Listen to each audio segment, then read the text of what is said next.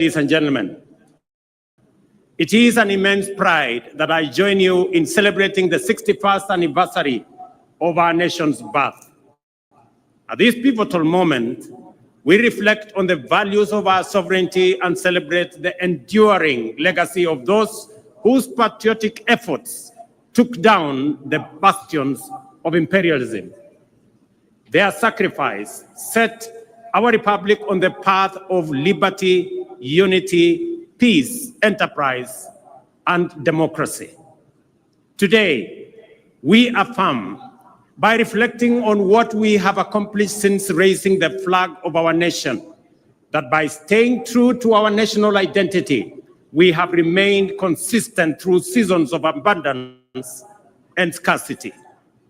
We assert our essential collective character, defined by the values and principles that inspired our forefathers to struggle and sacrifice, persist and persevere, endeavor and endure until oppression gave way to freedom, exclusion gave way to unity, and marginalization gave way to equality. We remember that our nation was born from the painful sacrifice and tireless, often lonely, and grueling efforts of men and women driven by the conviction that their sweat, tears, and blood were a worthy price to pay for ushering millions of their brothers and sisters from the dark, cold nights of imperial brutality into the warm daylight of freedom. Before 1963, our people were compelled to work hard to enrich colonial settlers. After 1963, our people labored by choice to provide for their families and build our great nation.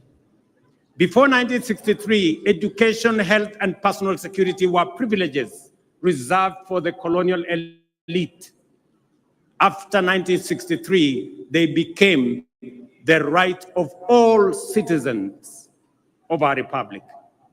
Before 1963, African people existed to be seen and not to be heard. After 1963, we reclaimed our inalienable sovereignty to its fullest extent.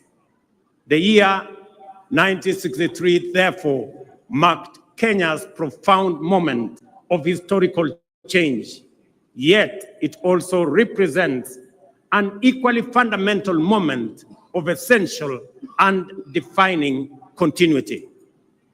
Our circumstances changed forever, and our horizon was illuminated by the forces of possibility, the dawn of opportunity shining brightly. Yet our values, hard work, unity, and determination remained constant.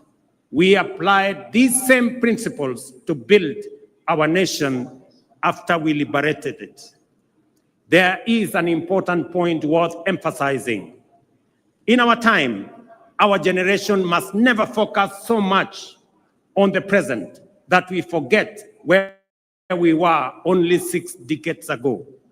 We must not ignore the fact that our freedom, democracy, and development were achieved through the contributions of millions of determined patriots, nor should we underestimate the time and patience it took for them and for these small progressive efforts to accumulate into an unstoppable momentum towards freedom and nation building.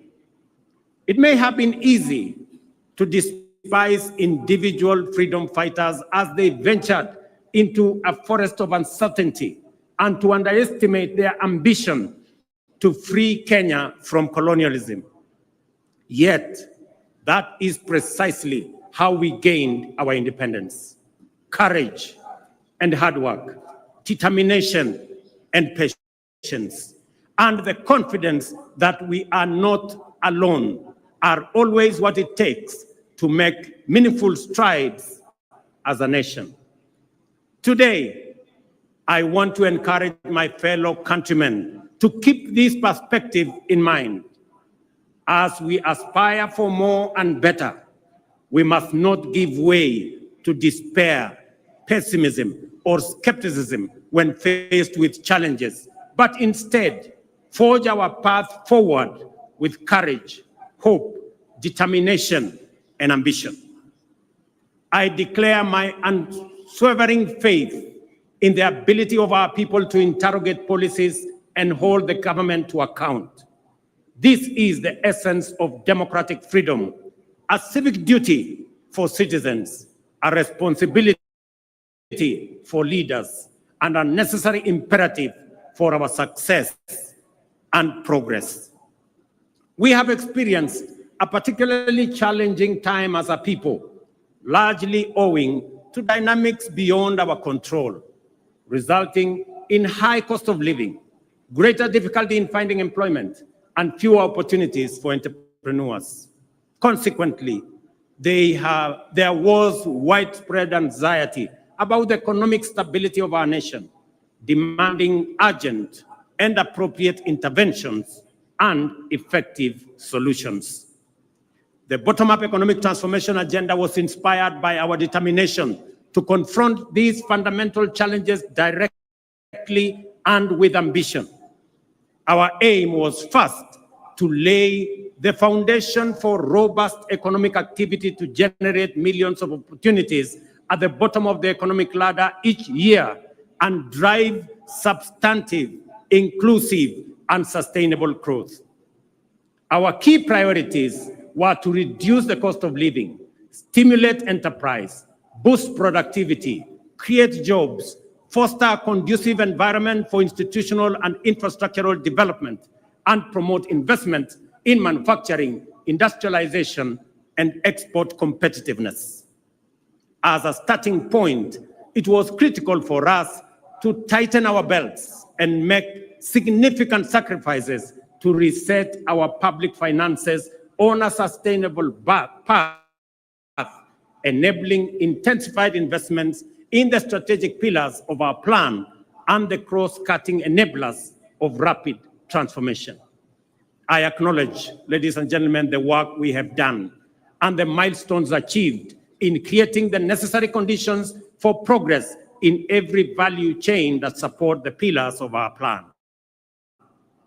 There is a time to resist and a time to accept, a time to deny and a time to admit, a time to doubt and a time to believe. In the face of undeniable evidence, skepticism must give way to confidence, and we must reject the deceptive embrace of disinformation and fake news. The results and positive impact of our collective pursuit of fundamental economic change can no longer be wished away. Ladies and gentlemen, financial inclusion, for example, is now a reality for millions. The Hustler Fund is marking its second anniversary on a highly successful note, having empowered millions by lending a total of 60 billion Kenya shillings so far, liberating millions from predatory lenders and precarious financial situations, and enabling them to meet their needs, fund their hustles, and build their credit scores. Our ongoing conversation with borrowers focuses on concerns related to short-term duration, modest loan amounts, and the time required to increase borrowing limits. In response to this feedback, the fund has designed a new product, the Bridge Loan, to help Kenyans with good credit scores to transition from personal loans to enhanced facilities, offering larger loan amounts with longer repayment periods. This will enable Kenyans pursue bigger opportunities and better investments. Ladies and gentlemen, not only have we registered successive historic gains against the shame of hunger for the last 3 seasons, we are also firmly on the path towards surplus production. This impressive rise in productivity has multiplied the incomes of farmers in maize, tea, sugar, coffee, and dairy value chains. There is no doubt that this agricultural transformation is the direct result of our strategic decisions to shift public resources from consumption subsidies to support productivity. Food is now more accessible to households than before. And as I stated in the State of the Nation address, our country now boasts substantial national food stocks, 95 million 50-kilogram bags of maize, 9 million bags of beans, 10 million bags of wheat, and 2 million bags of rice. Step by step, we are building a food-secure Kenya where every family can afford and access a meal. Farmers have brought more land under cultivation and produced more per acre than before, thanks to the timely availability of subsidized inputs and extension services. Agro-industries have more raw materials and value addition is on the rise. The agro-industrial sector is also creating more jobs each year as we gear up to compete in various export markets, driven by the expanding intra-African trade, opportunities in the European Union market and United Kingdom markets, and our growing competitiveness in the global marketplace. Ladies and gentlemen, the bottom-up economic transformation agenda prioritizes digital transformation as a cornerstone of inclusive economic growth. This is why we are undertaking an ambitious expansion of our national digital infrastructure by deploying fiber optic network to connect over 74,000 public institutions and establish 25,000 public Wi-Fi hotspots, because digital transformation is a critical enabler in creating opportunities across all sectors. We intend to use this infrastructure to extend internet connectivity to 8.5 million homes and businesses and eliminate the digital divide, which undermines technological inclusivity in homes, schools, villages, and counties. I take this opportunity to affirm the significant progress already made and which is accelerating due to the digitization of government services. Through the eCitizen portal, we have digitized 20,855 government services, streamlining public service delivery, enhancing transparency and efficiency, eliminating opportunities for corruption, and increasing visibility and mobilization of public revenues.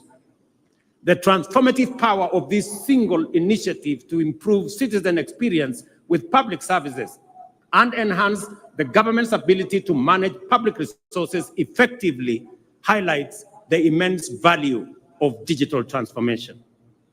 Additionally, our digital transformation strategy is making significant contributions to skills development and job creation.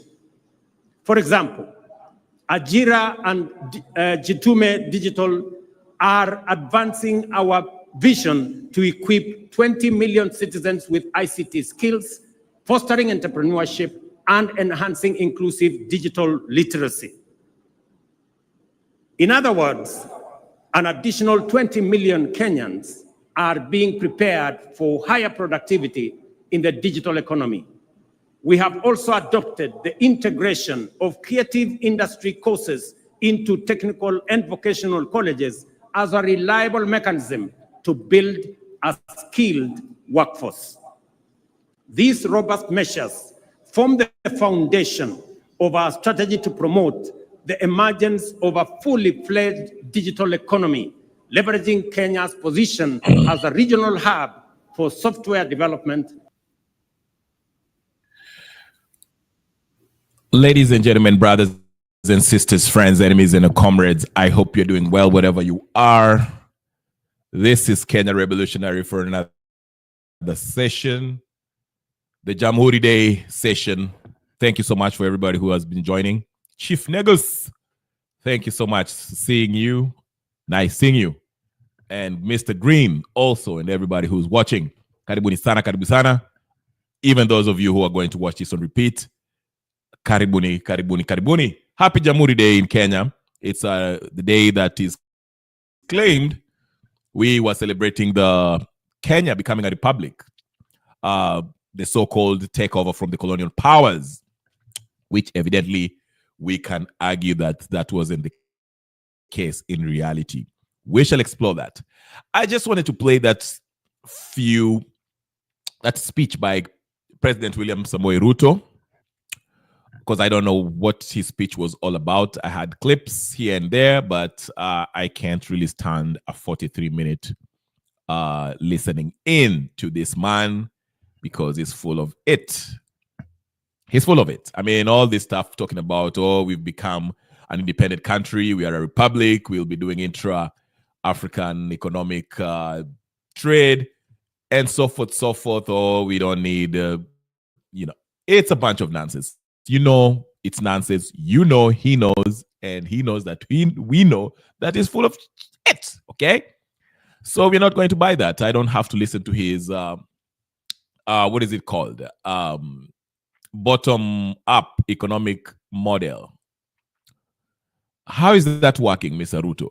Again, before we get to the nitty-gritty or the myths of his speech, which actually there's none because it's just hot air, empty talk, rhetoric that cannot help the country because he says all these wonderful things, but there's nothing to show for. No, people are not feeling this economic impact improvement that he's talking about. So we are not going to waste our time to listen to another 43 minutes speech of nonsense, okay?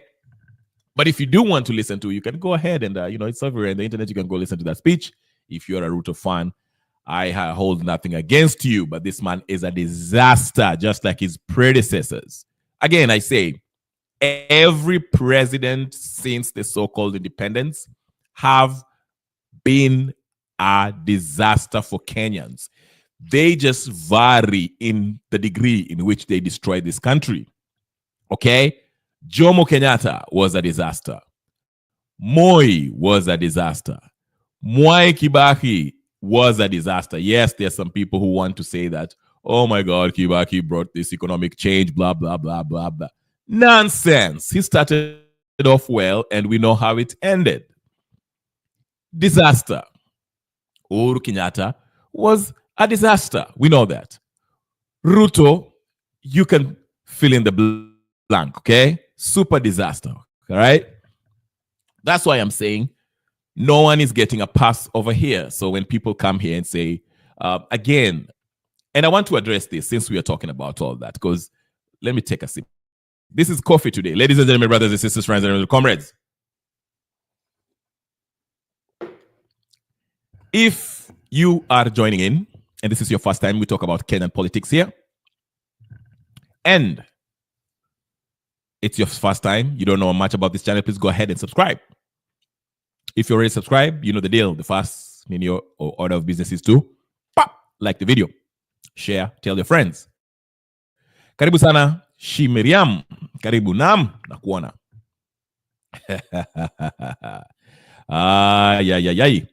Okay, Chief Niggi says something. Saying, funny enough, most Kenyans don't know that Kenya was initially a satellite semi-independent state still connected to the British monarchy, by the way of Queen Elizabeth still being the head of the state. Absolutely. Even America is still being led by Queen Elizabeth. Well, she's dead. But the British crown still rules America. And all these protectorates, all these countries that were colonized by the British, they still pay taxes to the Brits. Kenya was a British East African company, whatever the case is, which was owned by the crown. So yes, Chief Niggas is very, very correct. And Jomo was put there to chaperone the people while they took the land of the, natives. That's the whole fight about Mau Mau. That's why real Mau Maus do not like the Kenyatta family, because they know he was a sellout. So for all you dimwits who come here and say, oh, Kenyatta was a great man. Oh, Uhuru Kenyatta is such a great man. Oh, Nini of Murima. Uhuru never gave two shits about his own people. That's how he got rich. By stealing your land. Even when there was post-election violence. Do you remember when one reporter asked Miss, what's her name? Mama Kenyatta, Mama Ngina, asked Mama Ngina, hey, Mama Ngina, you have 5,000 acres of land. Can you offer some so that the IDPs go live in your land? And the interview was abruptly ended. Remember that? So yeah, let's not play these games.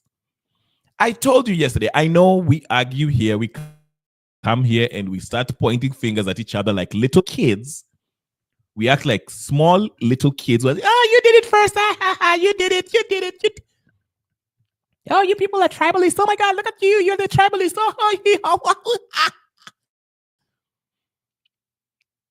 Silliness of the highest order. I told you, this political class are in one WhatsApp group. Raila, Ruto, Uhuru Kenyatta, Kalonzo, Gachagua. One WhatsApp group. Ni mchezo they're playing.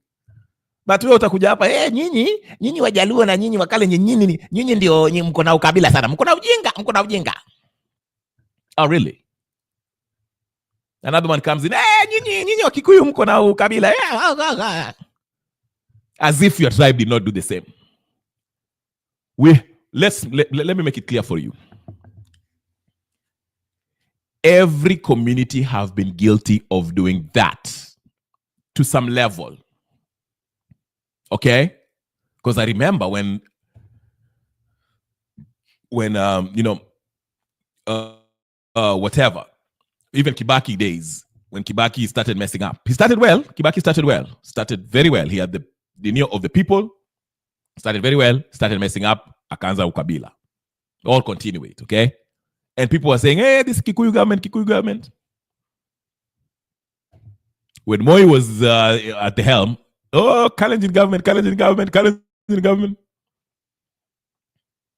Now you see the Kalumas and the idiots from Nyanza province. Not the tribe, not everyone, but the leaders, the so-called leaders, the fake leaders, the influencers, the Kaluma, Robert Alai, everything. Hey, Ukabila, Wandai. Hey, Ukabila, Tibajaluo tumeingia kwa serikali. Sasa they hate us. No, they don't hate the Luos. They hate you, Wandai. They hate you, Kaluma, because you're full of it. Wandai getting into government does not mean that Luos are in the government. Go to Luo Nyanza and see if there's any development since Wandai went there. How many Luos have gained from Wandai getting into serikali? Same thing can be argued. What did the Kikuyus gain when Joseph Kamotho was the Minister of Education? Thank you. And I like this by Shimeriam. Waungane pamoja ndio tuwanyonge pamoja. Yes.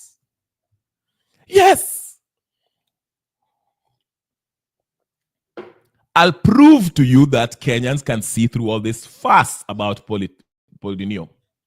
Ukabila. Hii ukabila inaletwa na waninio. I hate preaching that. I cannot preach this more. I have to do this because that seems to be the theme now. Pale ukienda utasema, hey, you see wakina Wandai try to paint this picture as if the Luos are now happy they are in government. And the Luos, not the tribe, but the influential people from the political class or people who are being paid by the political class, try to continue feeding into this narrative that, oh, sisi sasa tuko kwa serikali, nyinyi Wakikuyu msilie kwa sababu mmeshakuwa kwa serikali. Playing one against each other. And that is what we want to destroy. That's why I'm not buying. I don't care. I will respect your opinion even if you come here and tell me, oh, nyinyi Wakalenjin mko na ukabila, nyinyi Wajaluo mko na ukabila. I will respect your point of view, but I will vehemently disagree with you because the problem is not that Kenyans cannot stand each other. It is the political class who gain. Because remember, that is how they survive. That's how they stay in their seats. They rig themselves in and play into this political tribal politics. Ndio maana mimi I'm starting to get tired with this. Oh, nyinyi Wajaluo sasa mko kwa government. Nyinyi Wakikuyu mko kwa government, wacheni kulia, sijui mlipigia Ruto. Nyinyi Wakalenjin, nyinyi. To prove to you again, you saw Murkomen were shut down in Eldoret. Majority of the people in that crew were Kalenjins, and they were telling Murkomen, wacha kukuja hapa na urongo zako. We don't care. We know you are corrupt. This has nothing to do with tribe. Even in Luo Nyanza today, no one, they won't. Was it in Homa Bay? I'll show you the clip. In Homa Bay, people were saying, they were telling the commissioner or whoever was there, do not read Ruto's speech over here. We are not in government. In Nyandarua, the same thing, because Kenyans understand that hii mambo ya kusema ukabila ni upuzi. But some of you will come here and say, nyinyi Wajaluo mko na ukabila, nyinyi Wakalenjin mko na ukabila, nyinyi Wakikuyu mko na ukabila. Si ukabila, this is common sense. Now, is there ukabila in Kenya? Absolutely yes. But not on economic issue. The economy affects every tribe. So we cannot pretend if Murkomen is stealing, he's not stealing on behalf of Kalenjins. Murkomen is stealing to fatten his stomach. When Oscar Sudi is stealing to fatten his stomach. When Atuoli is stealing, he's not stealing on behalf of the Luhya nation, Mulembe nation. He's stealing to fatten his fat buttocks. Not on behalf of the Waluhya people. So distinguish the two. I will be working here hard every day when I come here to divorce from this tribal nonsense that this government is trying to project on the people. And anybody who comes here and talk about that Kenyans are stupid. Kenyans are not stupid.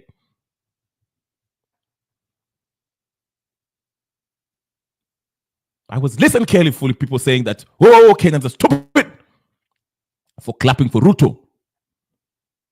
And I respect your opinion. I have to be just and listen to even a position that I don't agree with. But how dare you call Kenyans stupid? I was making this point that if you have a population where the rich, the disparity between the rich and the poor is so huge that the rich look down upon the poor and the poor look up to the rich to get some trinkets, crumbs for them to eat. If they're offered 200 shillings to go club for 5 minutes for Ruto, they will do so gleefully because it's an easy hustle. Does it mean that they're stupid? No. If you don't have enough education, healthcare, a conducive environment where you can thrive economically, the only thing you can turn on is crime. Because you're idle. You try to hustle, hapa na pale. And the media, since you were 2 years old, the media has been telling you, Raila Odinga is a Gwambo Terengenye. Uhuru Kenyatta is Mudamaki. Ruto is the Rift Valley kingpin. You will grow up thinking that these people are actually larger than life. And that's why you see the kind of psychophancy you see in people like Kaluma. They've never been exposed. Kaluma is an adjudicated lunatic.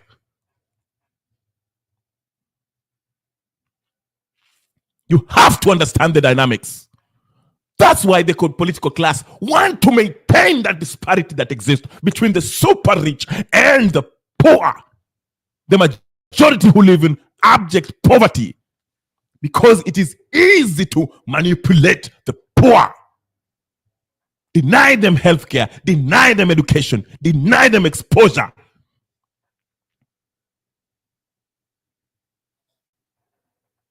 Because the greatest threat to an oppressor is to have an informed public. I will repeat again. The greatest threat to an oppressor is an informed public. Because once you become informed and you understand the dynamics of power, they can no longer oppress you. Understand that. So before next time you call Kenyans stupid, you should think about the dynamics of politics.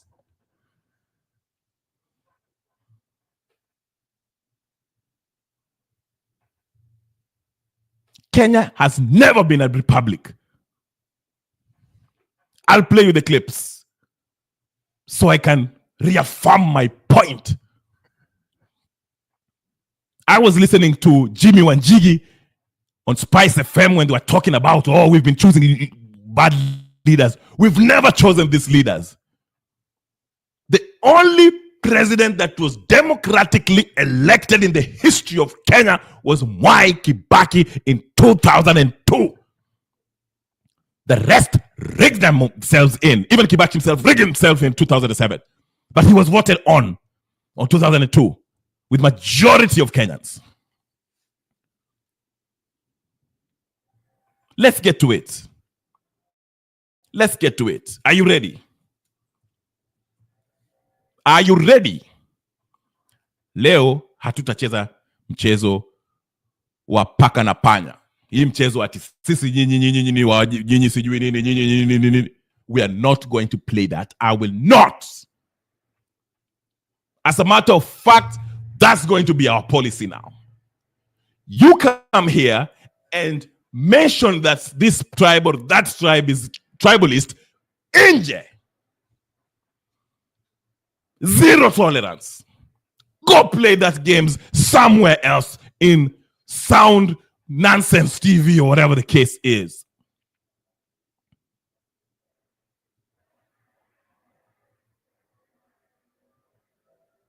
We want to transform Kenya. And the battle starts with information of the people. Let people who come here get informed. No propaganda.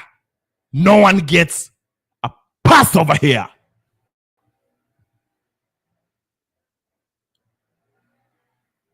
Ruto is corrupt and is murderous. Kenyatta is corrupt and murderous. Raila is corrupt and murderous. Kalonzo is corrupt and murderous. Karua is corrupt and murderous. Wamalwa and the rest of them. Let me prove my point quickly as we continue. Are you ready? This was in Migori, Rongo. Last time I checked, Migori is not in Central. Last time I checked, Migori is not in Sugoi.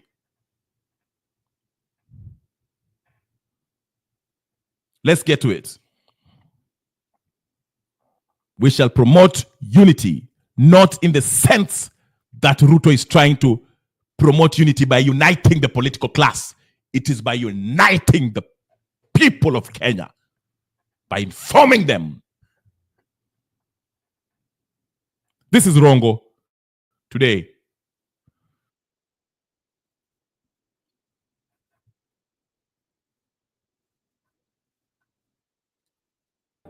Jamani, simuacha tusome speech ya rais.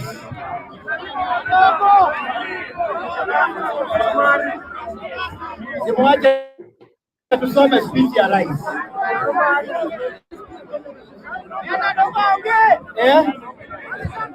Mwache tu tusome speech ya rais. Sawa sawa, asante. Haya, thank you.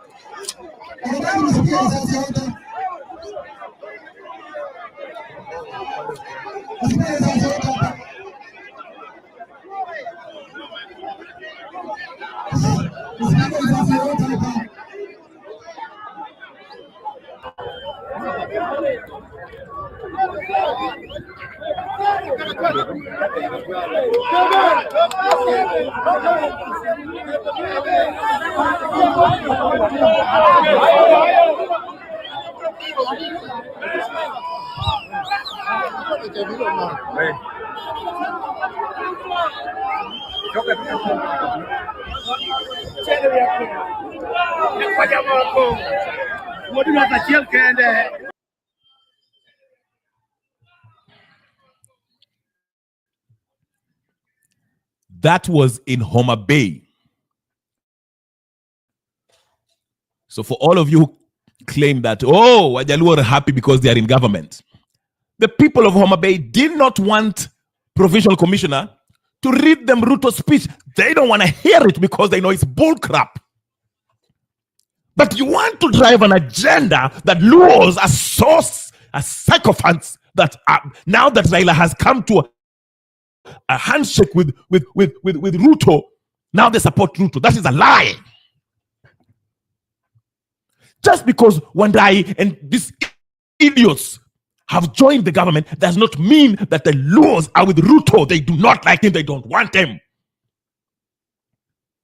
So stop coming here and telling us that Wajaluo ni Kabila wamependa Raila kwa sababu Raila ameingia kwenye handshake. They did not want to listen to his Same thing with Kikuyus. Kikuyus are not tribalists. The majority of them are not. It is the political class who gain. They rejected Ruto's speech. So don't come here and start saying Wakikuyu ni Wakabila.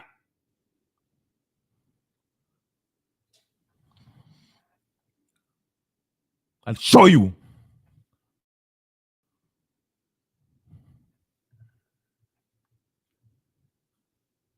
From now on, if anyone comes here and say this tribe is tribalist or this Wakabila, I'm banning you from here forever.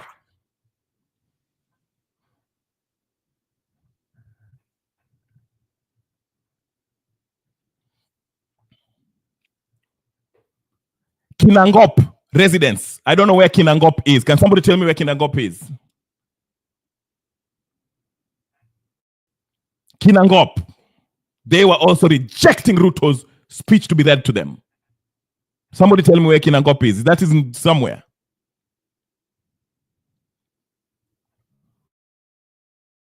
Kinangop.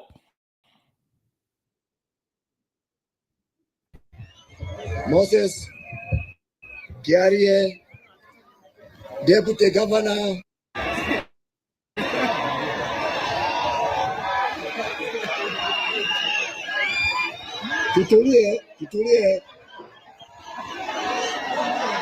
Tutulie. Kusema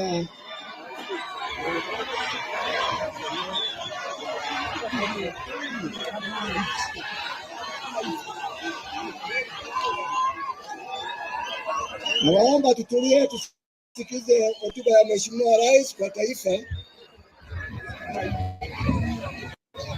Gavana wetu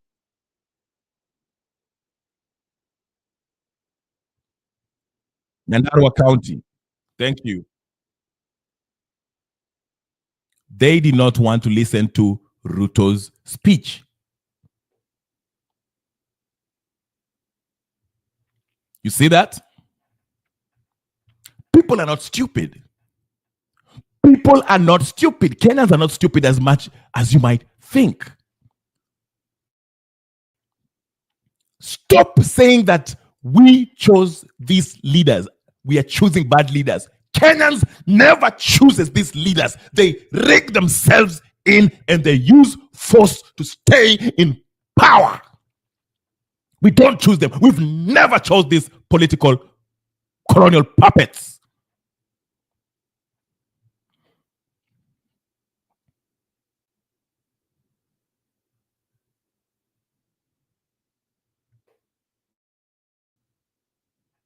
People are not stupid. How dare you call Kenyans stupid?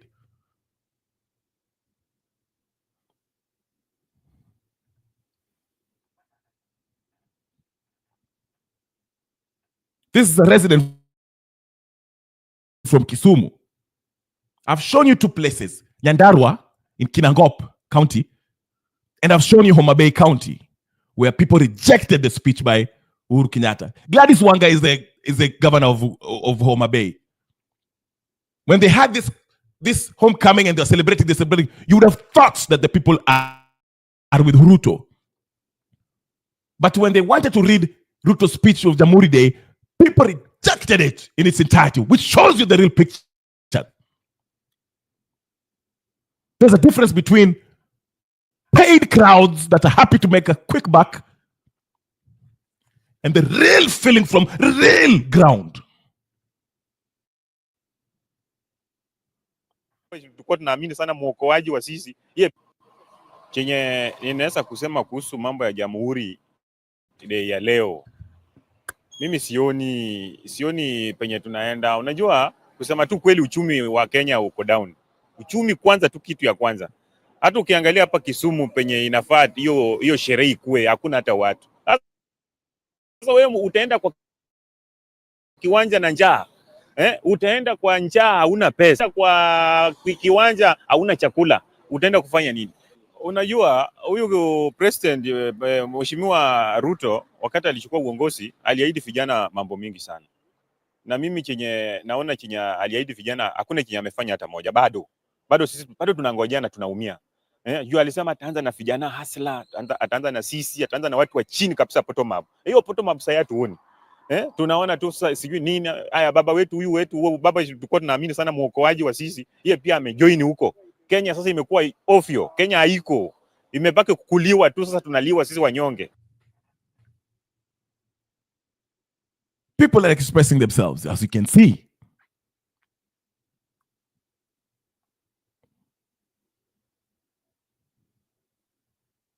I'll show you the next one. Where is Embu? There's one from Embu where no one showed up. It was only the police. If I can find it.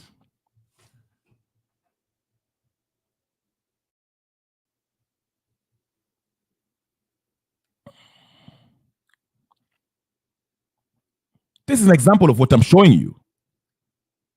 That economy affects everyone and everyone rejects Ruto. They know nothing is happening. Stop buying into this negative narrative of tribalists that is being perpetuated by this political class. That their only reason of survival is through this. I'll find the Embu one. I can't find it, but I saw it on the news. I saw it on the news where nobody actually showed up. Nobody. It was the police who were there, sitting there, just bored.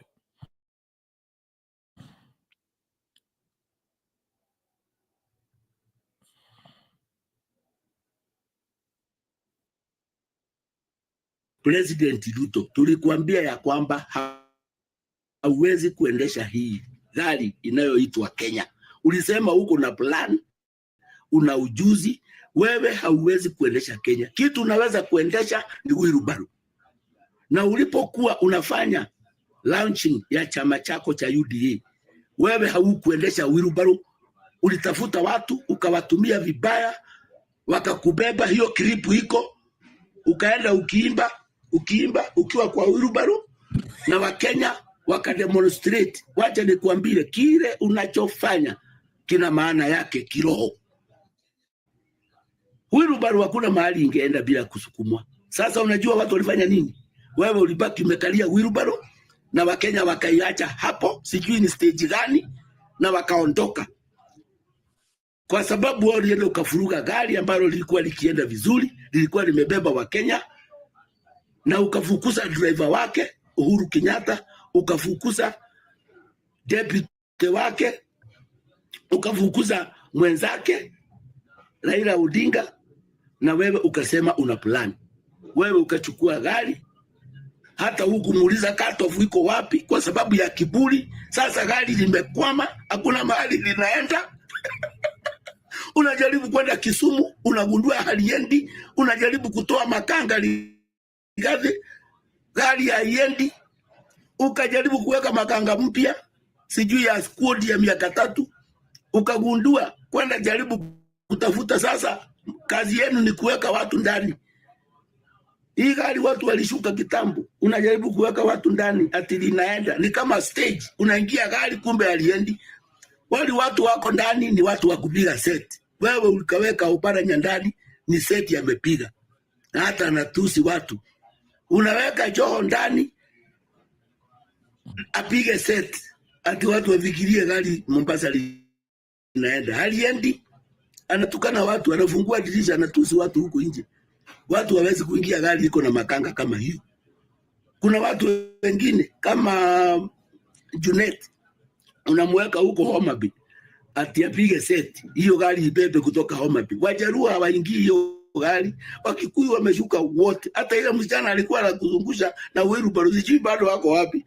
Mimi nadhani alishuka. Yule mama ulileta kama mama mboga ukamzungusha, ni mama mboga mmoja, unaenda na yeye Kakamega, ati mama mboga unaenda na yeye hata State House, hakuna, alishuka. Sasa tuliona gari imekwama, unajaribu kuleta ya ndani, gari haiendi, imekwama. Unajaribu kuleta sijui kina nani, imekwama, kina Ishungwa imekwama. Sasa jana tuliona umejiendesha, umejibeba na hiyo matatu, ukafuruliza mpaka Ishaweri. Mimi najua ulikuwa unaenda kuuliza mahali iko cut off. Wewe ulisukuma driver nje na abiria pia wakashuka. Sasa wanaambia driver akuje arudi aendeshe gari yao. Fanya hivi, wewe shuka, zima gari, shuka, enda zako, hakuna watu watakufuata. Wacha driver aliyekuweko akuje alichukue gari aliendeshe. Na ninashukuru ulienda kutafuta mahali iko cut off, na Uhuru Kenyatta ndiye cut off ya Kenya. Bila Uhuru hakuna mahali unaenda. Hata Rigathi aliposhuka alirudi stage ya kwao. Mimi naona anapiga gari mbafu na haiendi. Nadhani Uhuru alikuambia mahali cut off iko, na hiyo cut off ni kutengeneza IEBC. Na gari ikiguruma itakuacha hapo stage. Hata kama unaenda, hata kama hauendi, gari halitakosa kuondoka stage. So Uhuru Kenyatta ndio cut off ya hii nchi. Wewe unajaribu kusema ni wa Mount Kenya. Hapana. Ukitaka kujua yeye si wa Mount Kenya, kwenda tengeneza mkutano mkubwa wa UDA huko kwenu Sugoi, tuone kama watu wataabiri hiyo gari. Na usibebe watu kutoka Kisii, kutoka Trans Nzoia ati wakuja tuone gari iko na watu. Hawa watu ya kupiga seti kwa mikutano tulikuona. Kisumu unabeba watu kutoka Rongo, wapi Kiligoris, unawajaza stage. Tulikuwa tunaona, unaangalia pande makofi inapigwa kwa wale wanapokea mshahara. Upande wako wa nyuma hakuna watu walikuwa wanapiga makofi. Hawa watu walijigawa aje? Upande moja you could see a very clear line ya kwamba hawa wanapiga, hawa wapigi. Mtu aliyekuwa amekula ni yule ulipanga ya kwamba nyinyi kazi yenu mnaenda kupiga makofi. Lakini roho za watu zimeondoka kwa sababu ulipojaribu Raila ukaona gari watu hawaingii, hata Wajaruo waliokuwa wachache ndani wakashuka. Wewe shusha kiburi, rudisha gari kwa wenyewe wa Kenya, uonyeshwe mahali iko cut off, driver asonge naye kidogo, akuonyeshe ukiguza hii na hii na hii. Wewe bana ingia gari ya mwenyewe na kuanza kusema upangwingi. My friend, umepangwa. Ndio maana unaona uko na hasira. Unatukana kanisa, unatukana hata Mungu, hata hiyo Biblia. Na ujue ya kwamba uliposema nikiweka Biblia chini, mimi nilijua chako kimeiva. Na nikajua kitubua kimeingia mchanga. Uwezi kuweka Mungu chini ubaki na panga ati hizi ya kukata mboga. Uwezi. Mungu ndiye Bwana wa majeshi na ndiye hutumia huo upanga. Ulijaribu ukatakata Gen Z namna hii na watu wengine kidogo unashika na watu wanarusha mawe namna hivyo. Uwezi saa hii hata kusema ati social media kamata huyu mzee, kamata DCI, kamata uwezi. Mama mboga anatumia hiyo kabambe yake ndio anasema Ruto must go. Sasa utaokota mama mboga, mama njugu karanga, mama karati, mama kitunguu, mama uji, mama nani, utawafungia jela gani? Wewe hata hiyo Kwale watu wanawekwa, hiyo Kwale itajaa na mwili bado imetapakaa, utafanya nini? My friend, unasikia president wa Syria alitoroka usiku. Kabla hajafika hapo, rudishia gari wenyewe na ulifanya vizuri. Ukaenda kwa driver, ukamuuliza wapi cut off. Hebu sasa si alikuonyesha? Weka IBC. Uone gari inaanza kusonga. Hiyo message hiyo. You see, people are not fools. People can see this. Kila mtu. Watu wa kabila mbalimbali, they can see the truth. Mwache hii mambo ya ukabila na kusema ati wa Kenya ni wajinga. What is wrong with you? Wacha nionyeshe Embu. This was Embu. Wacha nionyeshe Embu. Embu iko hapa. Ndio hii Embu. Haya, Embu ndio hii. Twende. This was Embu.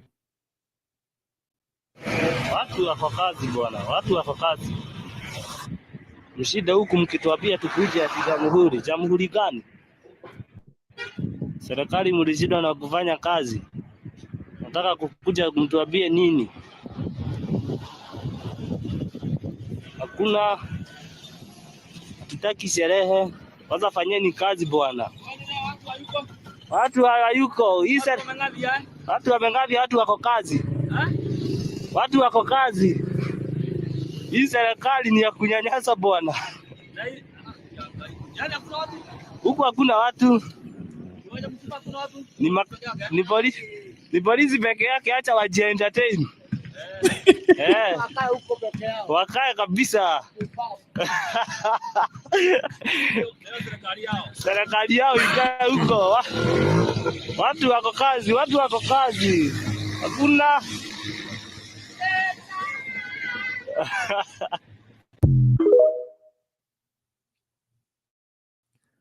You can see the disconnect.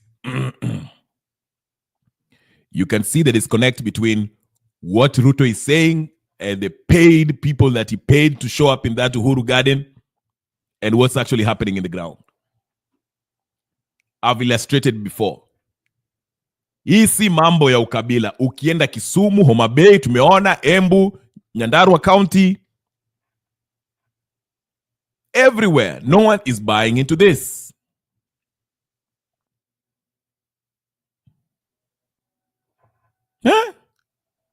Na bado mnataka kusema ati wa Kenya sijui ni nini. This is not about any tribe. Just because wakina Kaluma na few idiots like Mbadi and sijui nini wanazungumza upuzi wanazungumza na wakina Ochungwa. Did you hear what Ochungwa was saying? Sasa mnaona hivyo alafu mnakuja mnasema ati sijui wale ni watu wasijui aina gani. Just because a few leaders of them are misleading you. Tuone Nyandarua County. People don't want to hear this nonsense by Ruto. Why are you promoting this? Promoting the agenda of the Ninio government that Kenyans are stupid.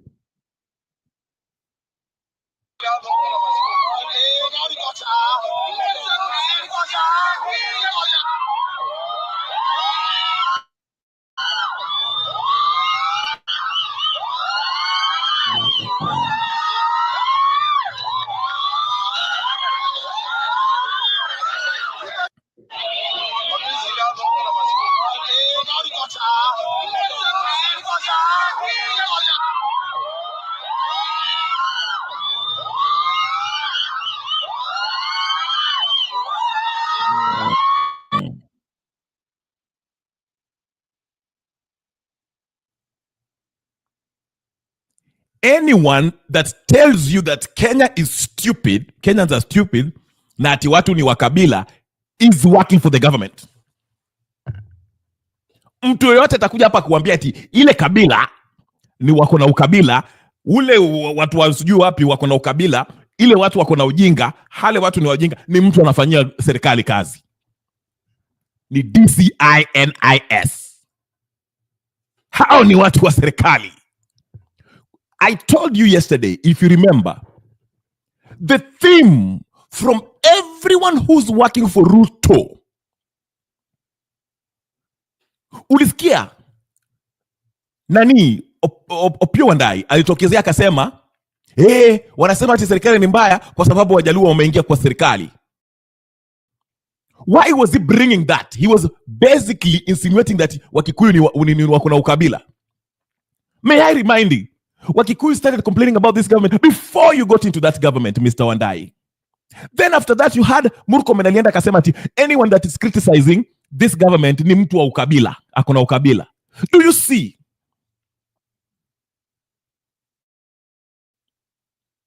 They're speaking as one because hiyo ndio memo walikaa chini wakakubaliana. Waseme kwamba Wakenya wako hasikizani kwa sababu ya njia ya ukabila. They think going there that sasa wamejoin Wandayi and Mbadi, they think that now they've joined Ruto, they think Luos are also going to join them in the government. And they're pushing that narrative. And the people who work for NIS, I know them. Waliingia hata wakaninio kwa ninio yangu, kompyuta yangu wakani nimewafuata. And I'm bringing charges against them. Ngoja, watakuja kushikwa hapa tunaenda kuwatafuta. I've just looked. Kibaki signed a ninio with Kenya. You can go and indict. Mtu anaweza kutolewa Kenya, alipelekwe kotini hapa, chajiwe hapa. Na watafuta. Na wapata.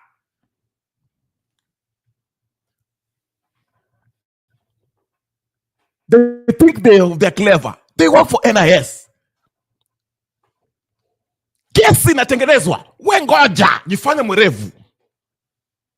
Hack into my stuff. Jifanye mwerevu. We are coming for you. Hujui? 4 people have identified. Inakuja.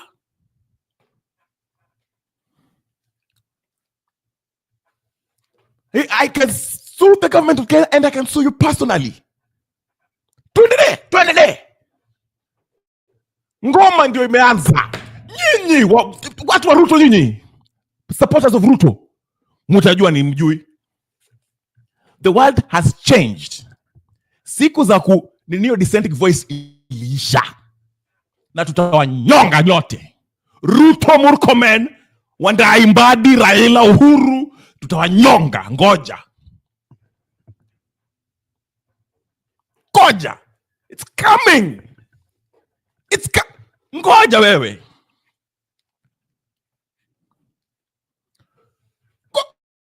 Mnafikiri ni jokes? You will not survive. Mutanyongwa. Wakenya watawanyonga. Keep coming here calling people stupid. Keep coming here calling people tribalist and sijui nini.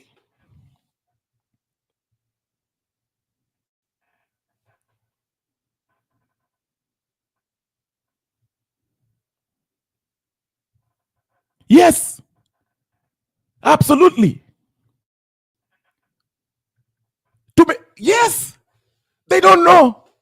Don't worry, we are building the case against these people. Wanajifanyanga wajanja, wajui sisi ati wanafikiria sijui ni 4 people here wanakujanga hapa. Ngoja tu kidogo. Serikali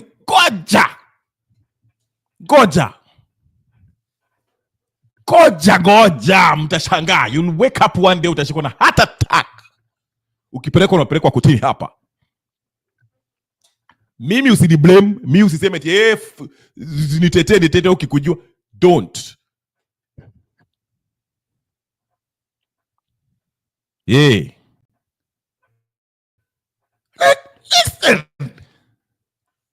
Hii propaganda ya serikali ati kuita watu ati sijui ati ni ukabila, itaisha hapa.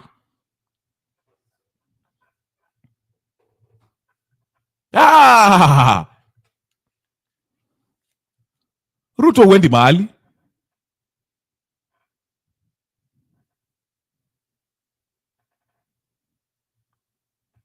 Wacha tutaangalia hiyo nini ya Lynn Ngugi. Somebody else told me about that. Sijui story ya Lynn Ngugi ni namna gani. I haven't heard about this.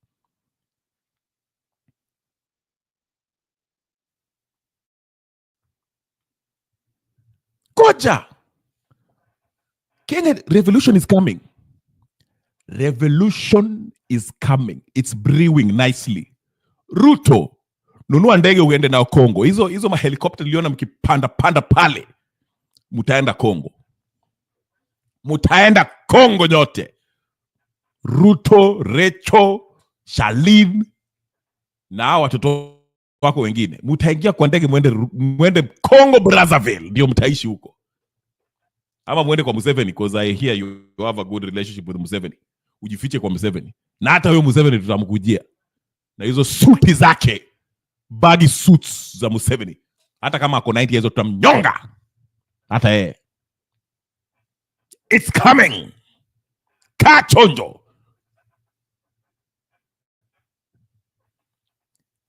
It's coming. We can't play these games. Hatuwezi. Hatuwezi hata kidogo. Hata kidogo. Please. We cannot. We shall fight ukabila everywhere it shows its rears its ugly head.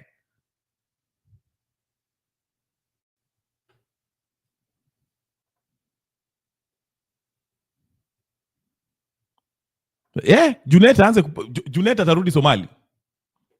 Junet rudi Somali. Junet rudi Somali.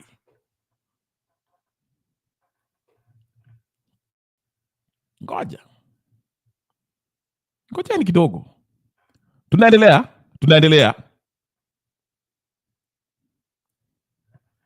Wakili Otieno anaitwa nani? Willis is a friend of Jimmy Wanjigi, whatever the case is. It's been 1 hour. Chaniangalie ujamaa anasema nini.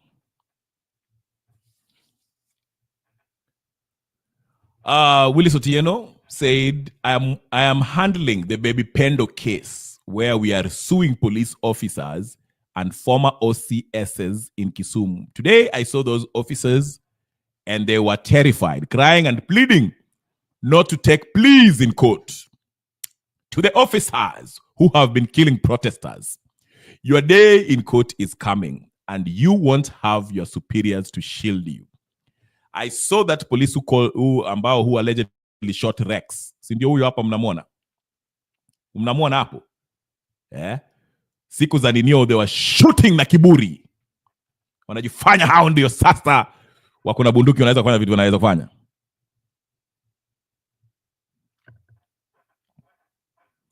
I will look into that Lynn Ngugi case. I'm not familiar with it.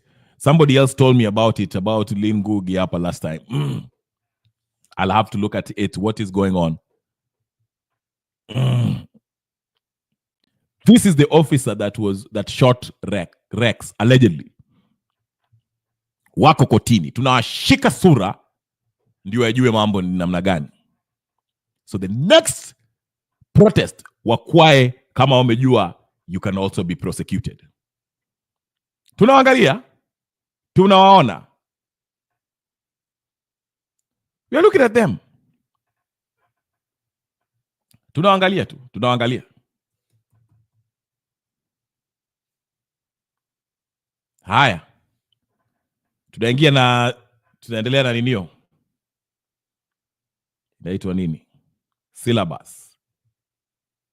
There's something that I wanted to play. I think I'll play it on the second session.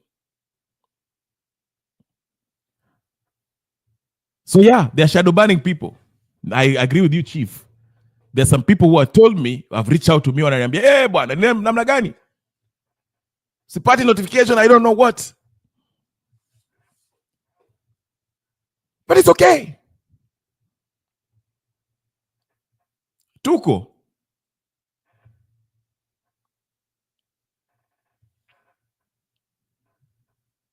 Yule polisi alikuwa anasukuma yule wa mama. I saw him.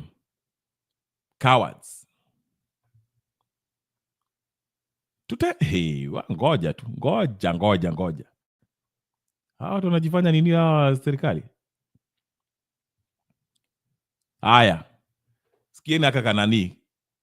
Kamtu Kenya region, yes. How would I am a singular individual of this country. Are you a minority in the Mount Kenya region? Who? Myself. Have you been sidelined as Kimani Ichung'wah from Myself. Mount Kenya region? Yes. How would I am a singular individual. How would I be a minority against who? In terms of the voice. Are you trying to in compare terms of me the voice? with Gathoni wa Mushomba? In terms of the voice. In terms of the voice. Ken. So, in terms of the voice. Gathoni wa Mushomba wants to be president and kingpin probably. Are you? Have you lost your voice in the Mount? Because you're a leader. Mount Kenya region respects leaders. Oh, is that why you're asking me whether I go to my constituency? That was part of it. But Mount Kenya is a larger constituency of. Just go to my Facebook pages and see whether I go to my constituency.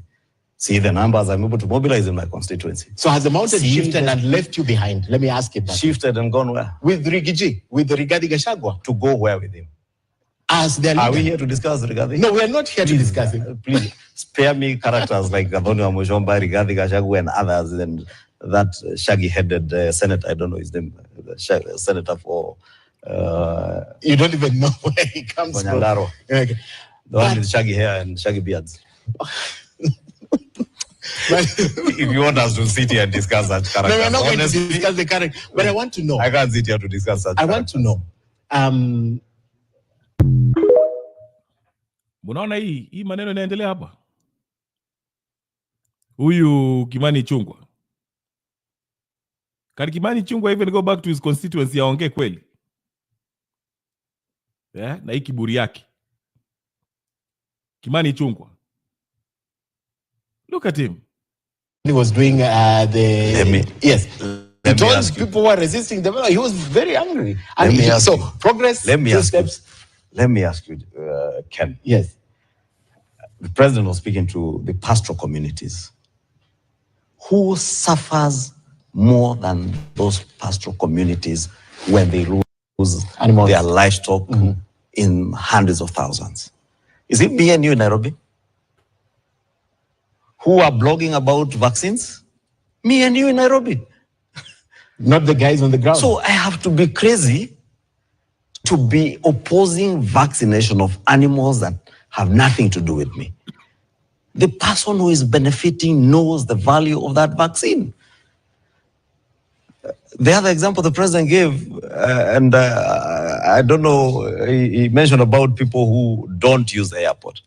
I remember during the demonstrations, I saw a young man, very civic-spirited young man in Nairobi, who clearly, from what I saw, he has never patronized JKI. The other day, and he was asking, Kenyatta mzee hakuuza airport. Nyayo hakuuza. Kibaki hakuuza. Uhuru hakuuza airport. Huyu Ruto anafikiria yeye ndiye nani? Auza airport.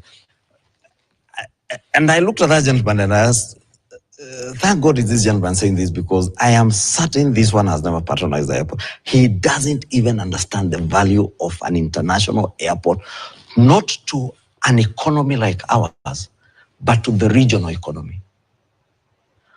The passengers who are now connecting through Addis and Kigali, avoiding JKIA, Ken, are the passengers that some years back we were saying that Kenya is a sub-Saharan hub. So instead of increasing our numbers, we're actually going down. Why? Because we want to be very unintelligent, fight about everything. It could be Adani, it could be Ken Mijingu. Yeah. I wish, and I was asking people, why don't you tell us, okay, not Adani, we have this Turkish investor or this Qatari investor or this American or this British investor or this French investor who's willing to do this. I have been to Istanbul about 2 years ago, or 2 or 3 years ago. And before that, I'd been to Istanbul maybe about 6 or so years ago. I had 3 years gap. Probably I go to Istanbul after every 3 years. And I found Atatürk Airport had been decommissioned. Ataturk Airport was probably 7 times the size of JKI.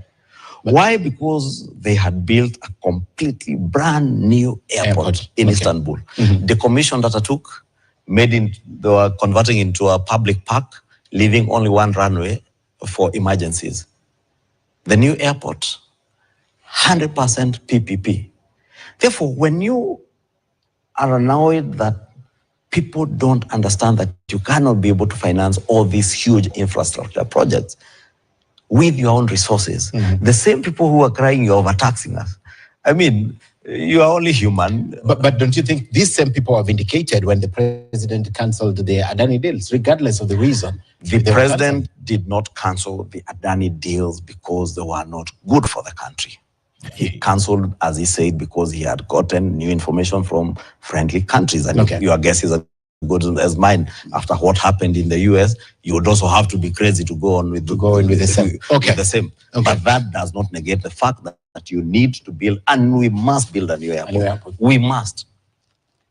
Unless you can tell me that we'll be able to raise resources locally. Yes, we can. Which we may not be able to. Lakini Ichungwa tukimpata tunafaa tumchape. Tuchape Ichungwa. Ichungwa nafaa kuchapwa.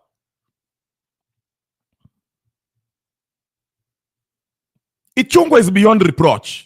Beyond reproach. Beyond help.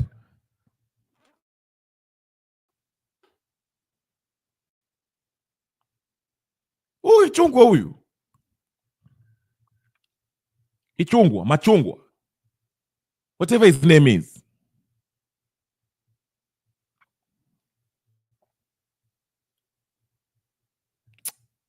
I'm telling you.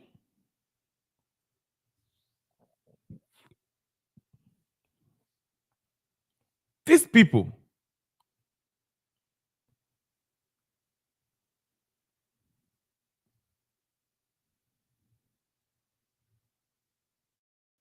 Tuambia Kenyatta. Huyu Uhuru Muigai Kenyatta ndiye alituambia William Ruto ni mbaya. Ati William Ruto hafai kupewa nafasi yoyote kuongoza hii nchi.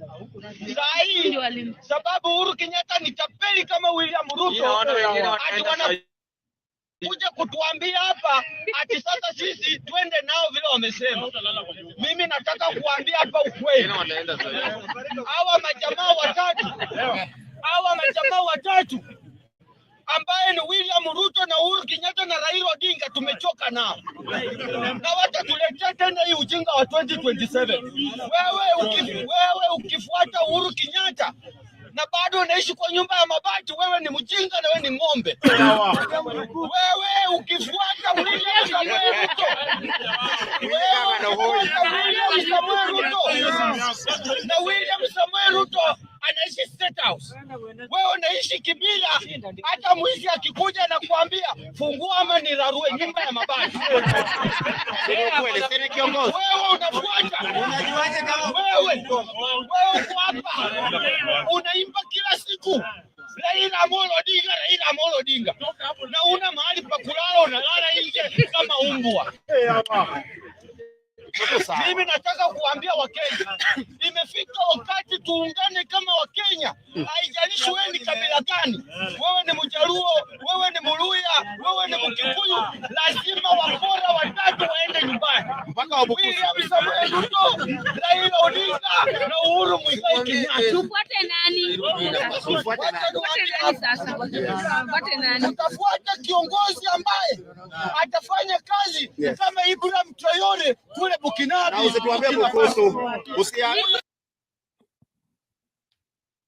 Now, people, it's so sad that people keep on asking to fuate nani. Fuate Constitution. Constitution spells out the kind of leader that you need. Chapter 6 already spells it out. Stop looking for an individual to save you. You have the Lord that guides you to fuata. But I agree with Mr. Wanjala that anyone ambao anafuata fungua maturarue anafuata nani? Anafuata Ruto, Raila na Uhuru. They are going to lead you into hell. Quickly. Watakupeleka ninio.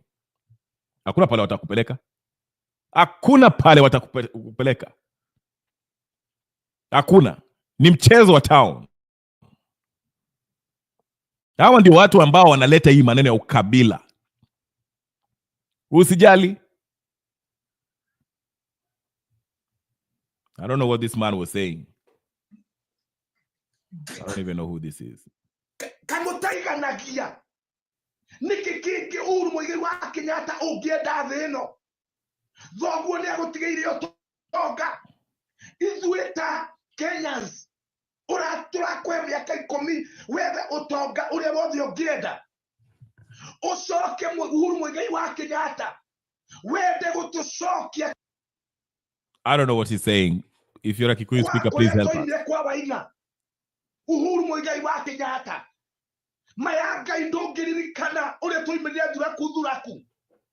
Uhuru Muigai wa Kenyatta mayanga indongienda kumenya uria kirende kiroiga ndungienda kumenya Uhuru Muigai wa Kenyatta ati mauti Kenya yothe na Kenya yothe ithuĩ nĩ tũregete William Samoei Ruto niki mũngĩkorwo mũkĩarĩrĩria Uhuru Muigai wa Kenyatta mayangai wani ni utonga ũrĩkũ ũngĩũretha ithuĩ ta Kenya itũkũnengere angĩkorwo no mũcokanwo na William Ruto.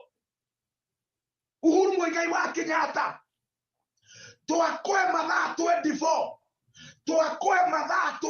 Uhuru Muigai wa Kenyatta wĩyumĩrie ũtwĩre nĩ biacara ĩrĩkũ na nĩ ũndũ ũrĩkũ mũraragĩrĩria na William Samoei Ruto. Failure to that kĩu kĩama gĩaku kĩa Jubilee mwĩna njĩra ya kĩoni gĩgũtuĩka gĩtatĩ. Kĩu kĩama kĩanyu kĩa Jubilee tũgũgĩtua gĩtatĩ no tũtikũ-entertain nonsense. Na nĩ wega ngwĩre Uhuru Muigai wa Kenyatta rĩu andũ arĩa wathaga tio marĩ kuo Kenya nĩ tũhĩgĩte na nĩ tugĩte William Samoei Ruto ndegũtwatha rĩngĩ tondũ rũthingo nĩ rwandĩkĩte mene tekeri karĩ gĩkĩ ũretha nĩkĩ Uhuru Muigai wa Kenyatta no tonga ũkĩrĩ naguo urenda gũkwendia bũrũri wa Kenya kũrĩ William Samoei Ruto tũtigithio nawe. I don't know what he's saying, but he seems really pissed with Uhuru and Ruto. And he doesn't want nonsense. Those are the three things that he's complaining about Uhuru, asking him what more he wants in life. He's been left with unimaginable wealth by his father Jomo. He's asking what business he has. He was talking to Ruto. Amepewa 24 hours atoke aseme what they were talking about and that Jubilee they'll boycott it. Yeah. So I'm glad. One thing I'm happy about all this that's happening, even though tunakuwa distracted, tunapelekwa huku na pale na mambo ya ukabila, Kenyans are finally realizing that the problem is not their tribe, and tribalism is not going to solve their economic problems. That is what makes me happy more than anything. They have realized that this government is not working. They're not buying the nonsense that this buying is. They're not buying what this government is selling.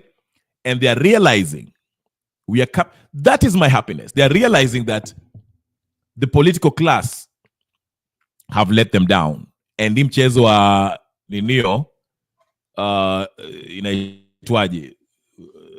Hii mchezo wa town ambayo inaendelea among this political class, Raila, Ruto and Uhuru and Kalonzo, needs to stop. The country has to be fixed. We cannot. They want to cover their failure, their past crimes by using ukabila. Oh, sisi watu wasijui, sisi watu wali, sisi wa Kenya ni wajinga. Do you know how offensive I feel when somebody say that we are stupid, we pick up fake leaders? I can't stress this enough. Do you know how offensive that is? Knowing very well that we haven't even chosen, picked, elected these leaders.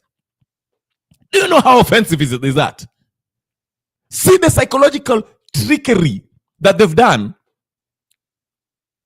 They've messed up the country, and then they send their talking heads to go to the media, mainstream media, and tell you that, Mr. Voter, we are blaming you for choosing us, incompetent leaders, corrupt leaders. It is your fault. Knowing very well that historically, all elections, none of them were elected fairly and squarely. But they're coming and tell you in the TV, blame yourself for voting for those people. You see how offensive that is? Then to top it off, they're going to throw, you know what? Nyinyi mko na ukabila, by the way. You're very stupid na mko na ukabila.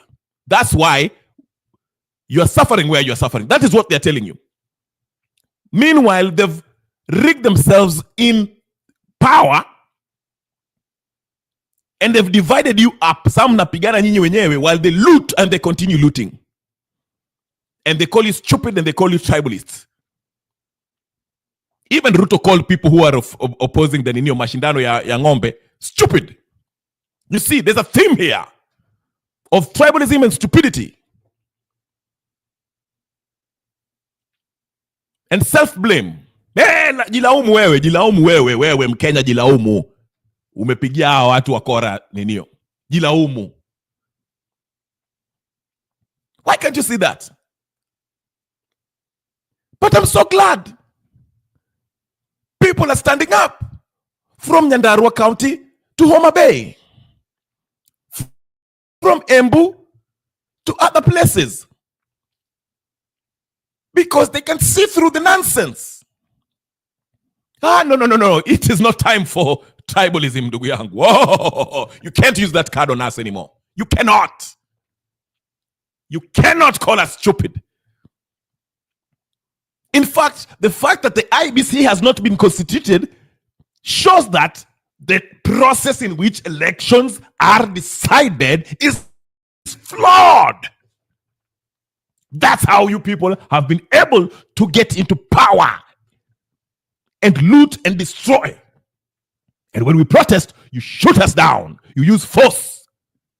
So the only solution is the people, whether it's the people from Nyandarua, Homa Bay, Embu, everywhere, come together as Kenyans and remove Ruto and all the political class through a popular revolution.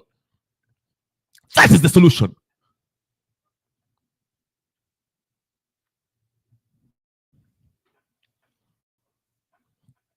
Gen Z, the young folks, educated, well aware, understanding the political dynamics of this country, understood this. That's why when they went to the streets, they rejected anybody from the political class. And they scared Ruto and the political class shitless. Soon after that, the political class had to consolidate their power, come together, starting by Conman Raila Odinga joining Ruto. Then now you see Uhuru Kenyatta also joining Ruto. Kalonzo Musyoka has been in there, working himself to astopisha hii mambo ya IBC. Because they've realized that, mambo ni mabaya. These people might remove us. If the people of Nyandarua and Embu and Homa Bay and Kisumu and everywhere else come together, they shall remove us.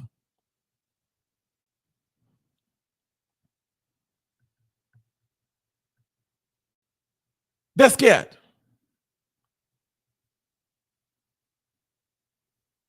Karibu sana, Mr. Promise Baraka Wangira.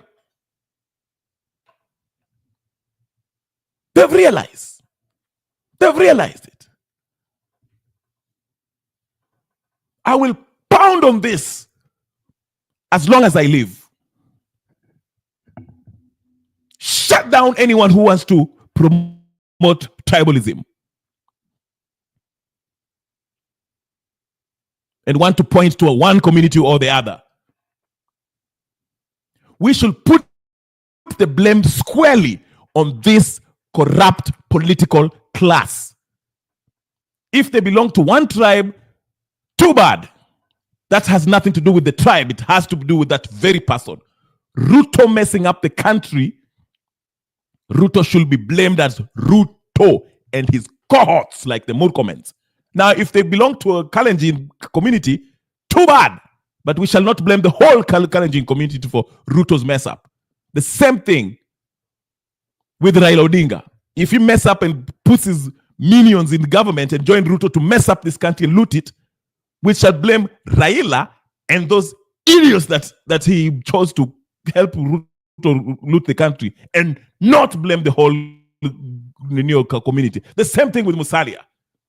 Musalia messing up does not mean the whole Mulembe nation is messing up. The same thing with the others. Matiangi messing up has nothing to do with the Kisii people. We had patriotic Kisiis like Maraga, a national hero, a true national hero, who stood up in the midst of a dictator, Uhuru Kenyatta, and made the judgment that was Ninio, even he was threatened to death. Let me calm down because Wangira is here. My blood pressure is going up. But I will fight tribalism, and I will fight for Kenyans.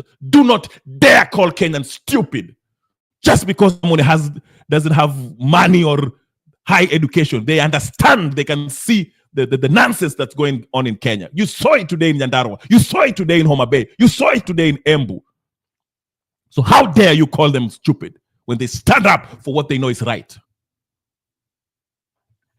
Wangira karibu. Sorry, let me calm down.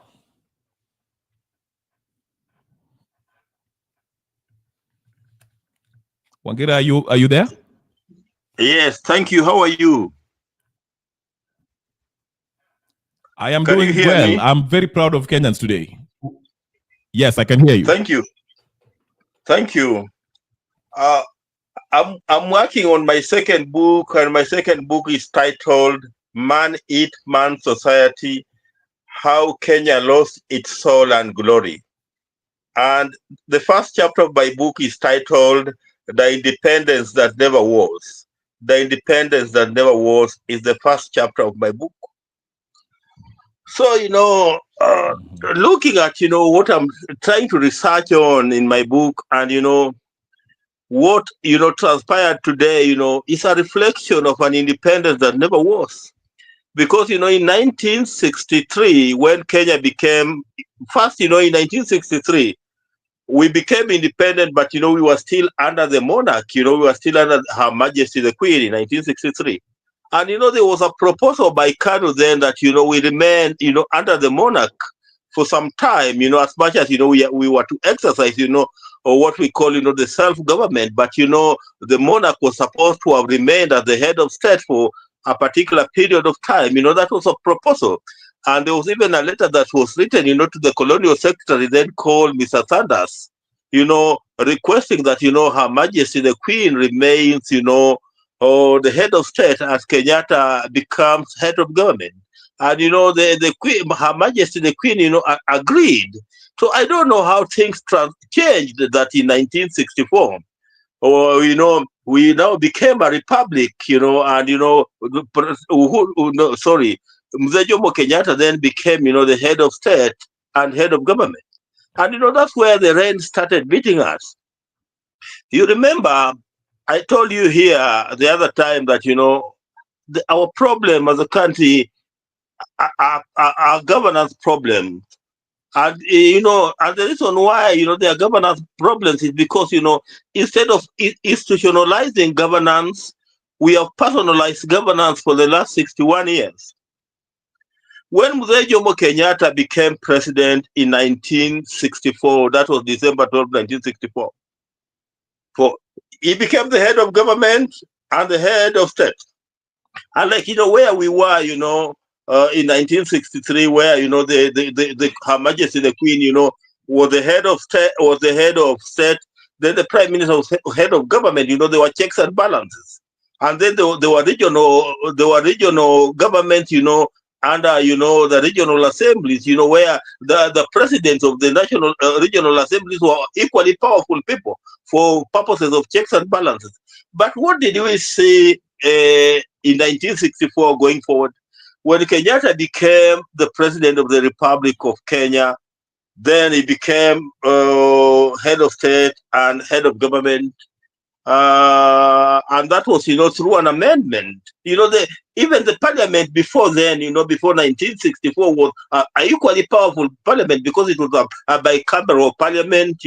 There was the Senate, then there was the House of Representatives, and even to amend any provision of the law, then, it was not very easy because the threshold was very, very high. But when Mzee Jomo Kenyatta became president in 1964, through, the push of the Wakina, Tomboya and the like, the first thing that he did was to dilute, the 1963 constitution, by diluting, I mean that by reducing the threshold of amending that particular constitution. And that's where probably things went haywire.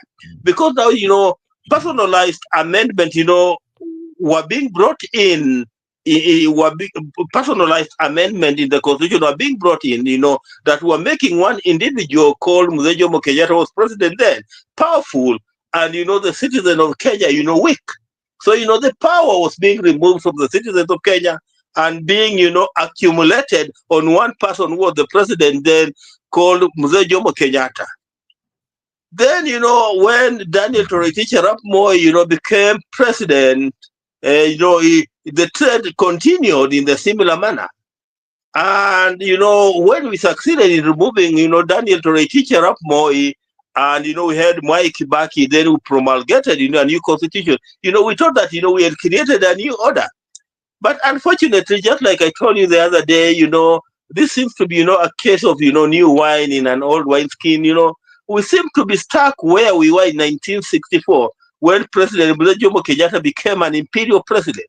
We seem, even under the new constitutional dispensation of the 2010, William Samoei Ruto still stands out as an imperial president. But there's one problem. Unlike, 1960s and the 1970s and even part of 1980s, the economy there was working fairly well. Today, the economy in this country is almost collapsed. So, it was easier to rule people in the manner that, Mzee Jomo Kenyatta was doing or Daniel Toroitich arap Moi was doing, because the economy was fairly well, and, the government could afford, or to provide, the services that it was supposed to provide. For example, education, those times, was affordable, if not free. Healthcare, was available.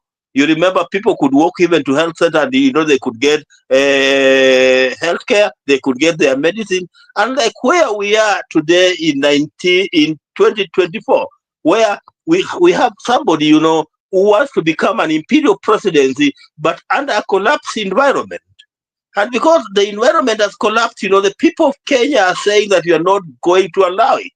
You remember the other time we had a long discussion here with Wakila KK and the rest. I was telling them that to have a revolution you really need a trigger. Because without the trigger, you cannot have the real revolution. It's like a volcano. For a volcano to erupt, the lava must, start moving, start building the pressure, before it attains a particular level of pressure for it, to do what it normally does. And, it's a similar thing that, we need in the country called Kenya, the pressure must keep on piling. And I'm happy that, what I've seen today, has given me hope that, the pressure seems to be piling. And when I say that, the pressure seems to be piling, you saw what happened in Migori. The people of Migori could not allow the county commission of Migori, to read, the head of state, it's called the speech of the head of state. They could not allow it. You see what happened in Embu. Nobody attended, Jamhuri Day celebrations in Embu. What happened in Nyandarua, where people were shouting. Then there's another place, I think it could be Muranga or somewhere like that, where, the government was forced to cook rice, for people to eat so that they could listen to the speech by the president. So, the pressure seems to be building. And, the pressure seems to be building. Somebody is ignoring this pressure. We are seeing what has happened in countries, in the last 2-3 years, we have seen what happened in Sri Lanka. We have seen what happens in Bangladesh. We have seen what has happened the other day in Syria, whereby, even the body of the former president, you saw what they did to the body of the former president in Syria. They removed the body from where it was and they decided to burn it. So, somebody in this country is joking. And, when, people, are being pushed to the wall. And if you push the people to the wall, there's a limit. Somebody told me that, you see that small cat, you can hit it, to a particular point. If you push that small cat to the wall, it will bite you eventually. And, that is what is likely to happen in this country because the government, the regime has pushed the people of Kenya to the wall, So, if you push the people of Kenya to the wall, if you push any person to the wall, the only thing that he has to lose, is his own life, in the form of defense. And, they are pushing the people of Kenya to the wall. And, they need to defend themselves in form of ensuring, that, life becomes affordable, life becomes conducive, life becomes accommodating for them. Because where they are today, life is not affordable, is not accommodating because they have been pushed to the wall. And, today, if you listen to William Samoei Ruto's speech, he was telling the people of Kenya that, things are good. The inflation has gone down. The cost of food has gone down. It's equivalent to what we had, the case of, if you're a good historian like me, the case of, this lady that was telling them that, if you cannot get bread, then you can as well eat cake. That seems to be, what the president is telling the people of Kenya, that, the cost of food has gone down. I shop personally. And I can tell you, a packet of unga today is retailing at averagely 150 shillings, 150 shillings.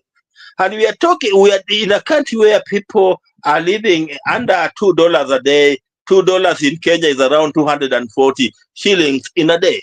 So if you're earning 240 shillings in a day, and you have to spend 240 shillings in a day, and you have to spend 150 of it in buying unga, that leaves you with around 90 shillings. Will 90 shillings, buy you anything else? Will it pay for you your bus fare? Will it get you tokens for your electricity? So, this particular regime has pushed the people of Kenya to the wall.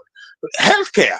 Today, there are people who are dying because, our healthcare is in shambles. Nothing is happening. So, this regime is pushing the people of Kenya to the wall. And the pressure is building up. And I'm telling you, if they're not very, very careful, that trigger that we were talking about the other day, it's likely to go off if they are not very, very careful. Yes. Let me just stop there. Wonderful.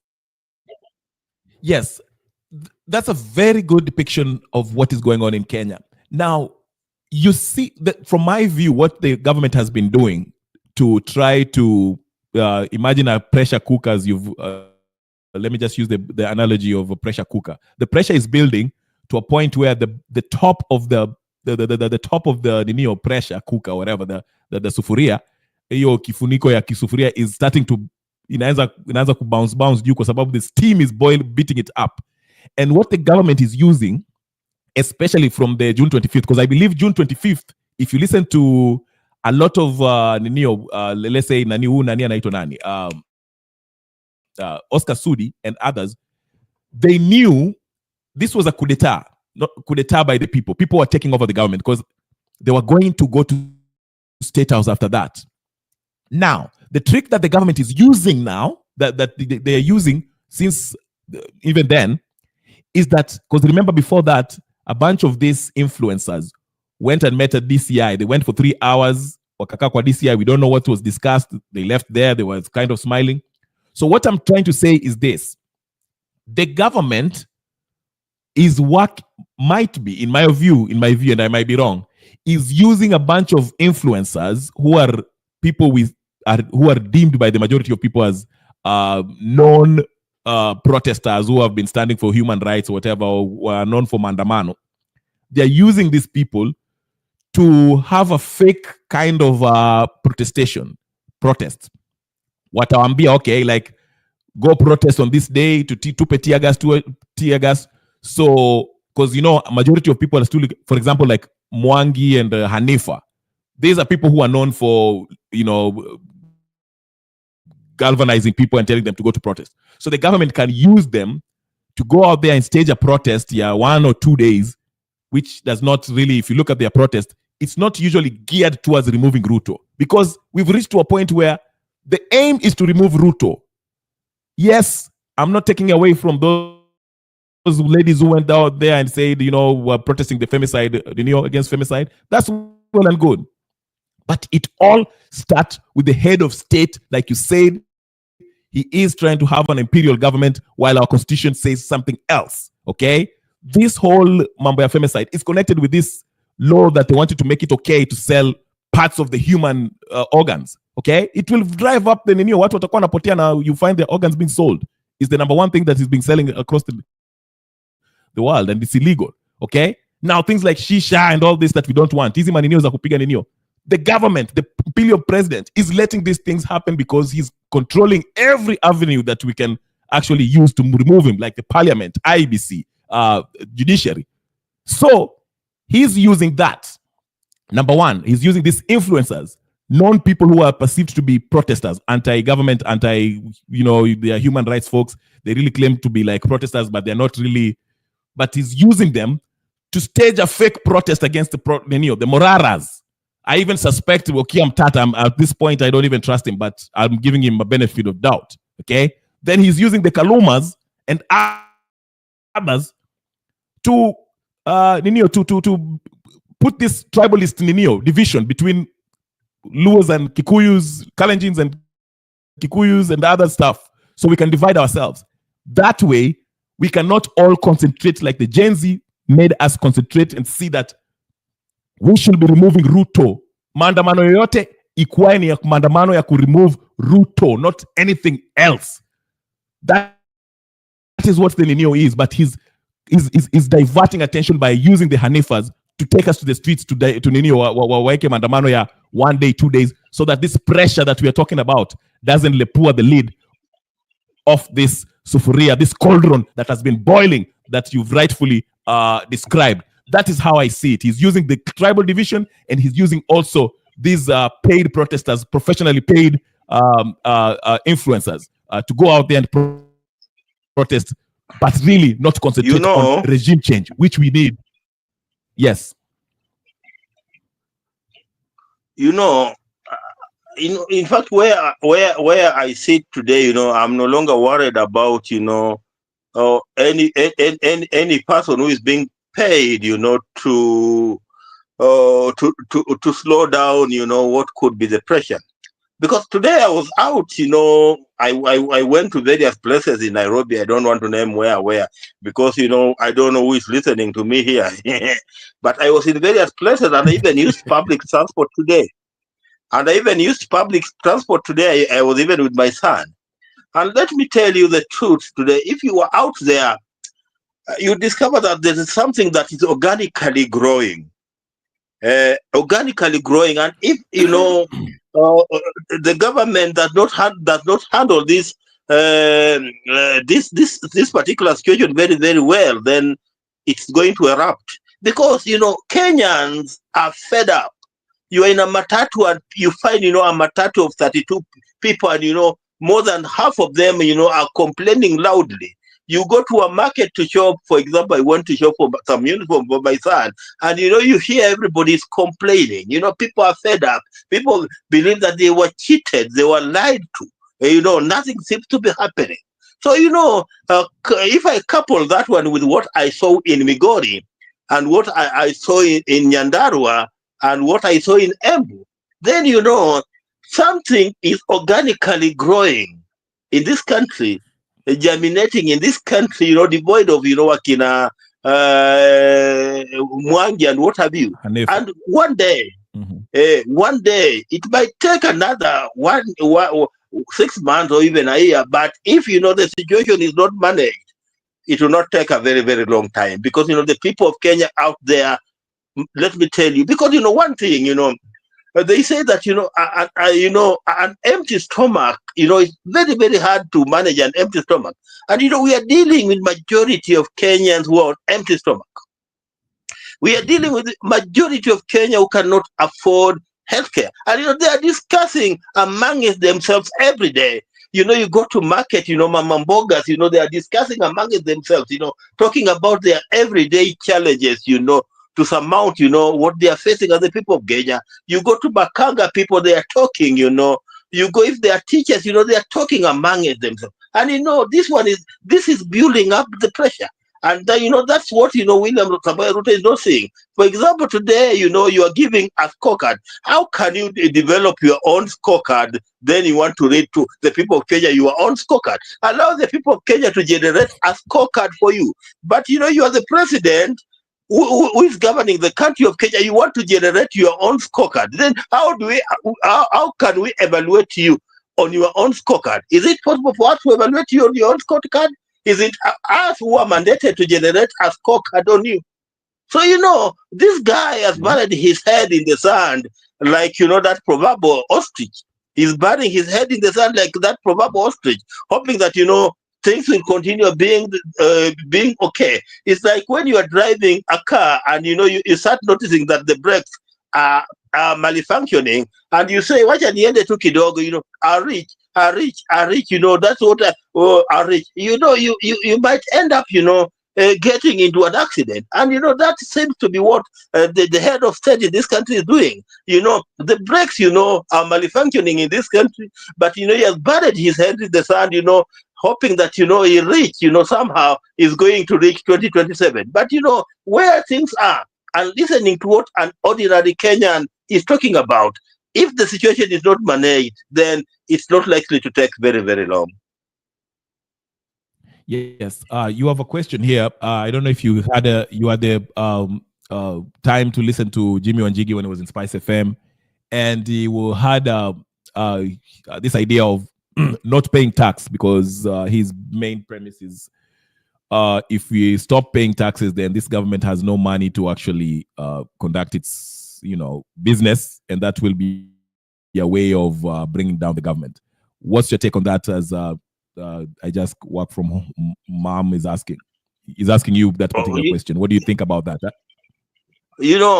Generally, majority of Kenyans don't pay tax on income. They pay tax on what they consume every day. If if you're buying a loaf of bread, you pay taxes on the loaf of bread, on fuel, on electricity, what have you. So where we are headed to, even without buying into what Maina Wanjigi is saying, when your pockets are interfered with, that means that you have less money in your pocket. So if you have less money in your pocket, then your expenditure will go low. For example, if I used to eat a bread every day in my house, and my somebody has interfered with my income, which means that I cannot afford a loaf of bread per day, perhaps I'll start eating a loaf twice or once in a week. And if I start eating a loaf once or twice or once in a week, that tells you that the government, the taxes that the government collects on the bread will go down. And I don't know, we can compare the numbers, when KRA brings out, what they have collected, perhaps this year or next year. Yeah. But if if the situation continues to be what it is, the consumption will go down, because even people today who are driving their own personal cars on a daily basis, the numbers gone down. What does it tell you? It tells you that the people who are consuming petrol in Kenya, the number, the amount of petrol being consumed monthly in Kenya, has gone down. There are people today who, if you buy token, for example, for 100 shillings, you want to use it for 3 or 4 days, which means that, majority of the time, in your house, you're in darkness, you want only to light, your house, when it's very, very necessary, perhaps when you are cooking or when you are reading. But, when there's nothing else that, requires that electricity to force you to put off electricity. And, that will interfere into revenue collection. And eventually, the revenue collection will be impacted negatively, even without, taking the Maina Wanjigi route. Okay. Yeah, my take, it's I really don't know how that will play out. I don't know how people can stop paying taxes. I think it's a hard one to gauge. These people have been borrowing left, right, and center. So I don't know. That's a good question. I don't know how the taxation works in Kenya necessarily. So I will not say it might. Okay, my take is this. I'm assuming majority of Kenyans do not pay taxes because maybe they, of course, the number of unemployed people are huge. and the middle class who kind of have something, they're the ones who are being squeezed. And to ask them to not pay taxes, I mean, these folks are really, really dependent on their jobs to maintain that middle class socio-economic place. Okay, so I think that will be a hard ask for them to sacrifice. Are they really upset to a point where they would rather do that? Maybe, I don't know, but I feel like it's a good idea. I don't think it will be, in my opinion, I don't think it will work in Kenya. This whole idea of boycotting, refusing to pay tax in order to paralyze the government. It's a hard one to for me. Like I said, the best route, like Mwangira here we've discussed, I think the best way I'd say is to go to the streets and just demand Ruto must resign. He has to step down so we can get our own person. And like, again, we agree that the boiling point hasn't reached yet. Maybe it might be 2027. Maybe, something might happen within the next few weeks and the Ruto people, kila mtu atasema, because like Mwangira has told us, day by day, it's getting worse. And what really, I'm really proud of Mwangira, as you mentioned, is the fact that today we were shown in Homa Bay, from Homa Bay to Embu to Nyandarua County or whatever the case is, people are fed up. They don't want to hear anything this government has to offer, the president has to say. They're fed up. And that brings joy to my heart because it shows that no one is buying into this whole mambo ya sijui ati sisi we are in the government, you people are not in the government, you're not, because economy hits everyone, whether you are Luo or whatever the case is. And it's bringing people together. So the storm is gathering. And that's what I like. I don't like the fact that they're suffering, but I like the fact that they are realizing that these political class are full of it. And it, regardless of where they are, regardless of the tribe, regardless of geographical position, where they come from, whatever the case is, they are all suffering, and they can agree that the problem is the head of state who seems to take this imperial presidency seriously, not following the constitution, not respecting the judiciary, not respecting, buying the parliamentarian. So that is what I like. We are getting into the same page, slowly but surely, and it's boiling nicely, as Gabriel Ogoda is telling us. Now, on another point, our friend, I made a prediction yesterday. I didn't get to your point. I didn't get to ask you this. To me, I mentioned this, and I might be wrong. It's a prediction. It's a prophecy from my side. I'm going to put on Prophet Owor's gown. I think this is what is going to happen. Ruto is going to rekindle his relationship with Uhuru Kenyatta, as we've seen. They're probably going to try to form an alliance, which might not exactly be accepted by the people of Mulima and so forth.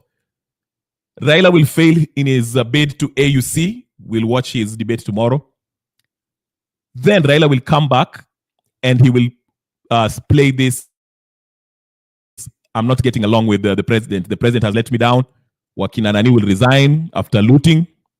And then we shall have a rerun of what's happened in 2013, where we'll have the Odinga. Raila will try to position himself as the official opposition of Kenya, reclaiming that position. Because remember, he's the guy who has been holding the grassroots revolutionary movement, because he wants to take that space. So what do you think? I think Raila will come back and try to reassert himself as the main opposition figure and play this game again, pretending to be angry at Ruto and Uhuru's partnership. Then the country shall be divided because they'll really ramp up the political tribal difference between us. And he will remind us of the historical differences between the Kikuyus and the Luos. And he will highlight the death of Tom Mboya and Jomo Kenyatta, how he didn't get along with Tom Mboya and he killed Tom Mboya and all that stuff, and Odinga and his father, to really cut in deep the difference. I think that's the game plan for them if I was a prophet, because they have to divide us in order for them to even have a chance in 2027. What do you think about that? That's conjecture on my part. It is not supported by evidence, but if Raila fails in February, maybe we might have a clear picture of what will happen. Go ahead, Wangira, then we'll bring in Melchizedek as he joins us. Thank you. You know, in Nairobi, we say that tumewaonea 18.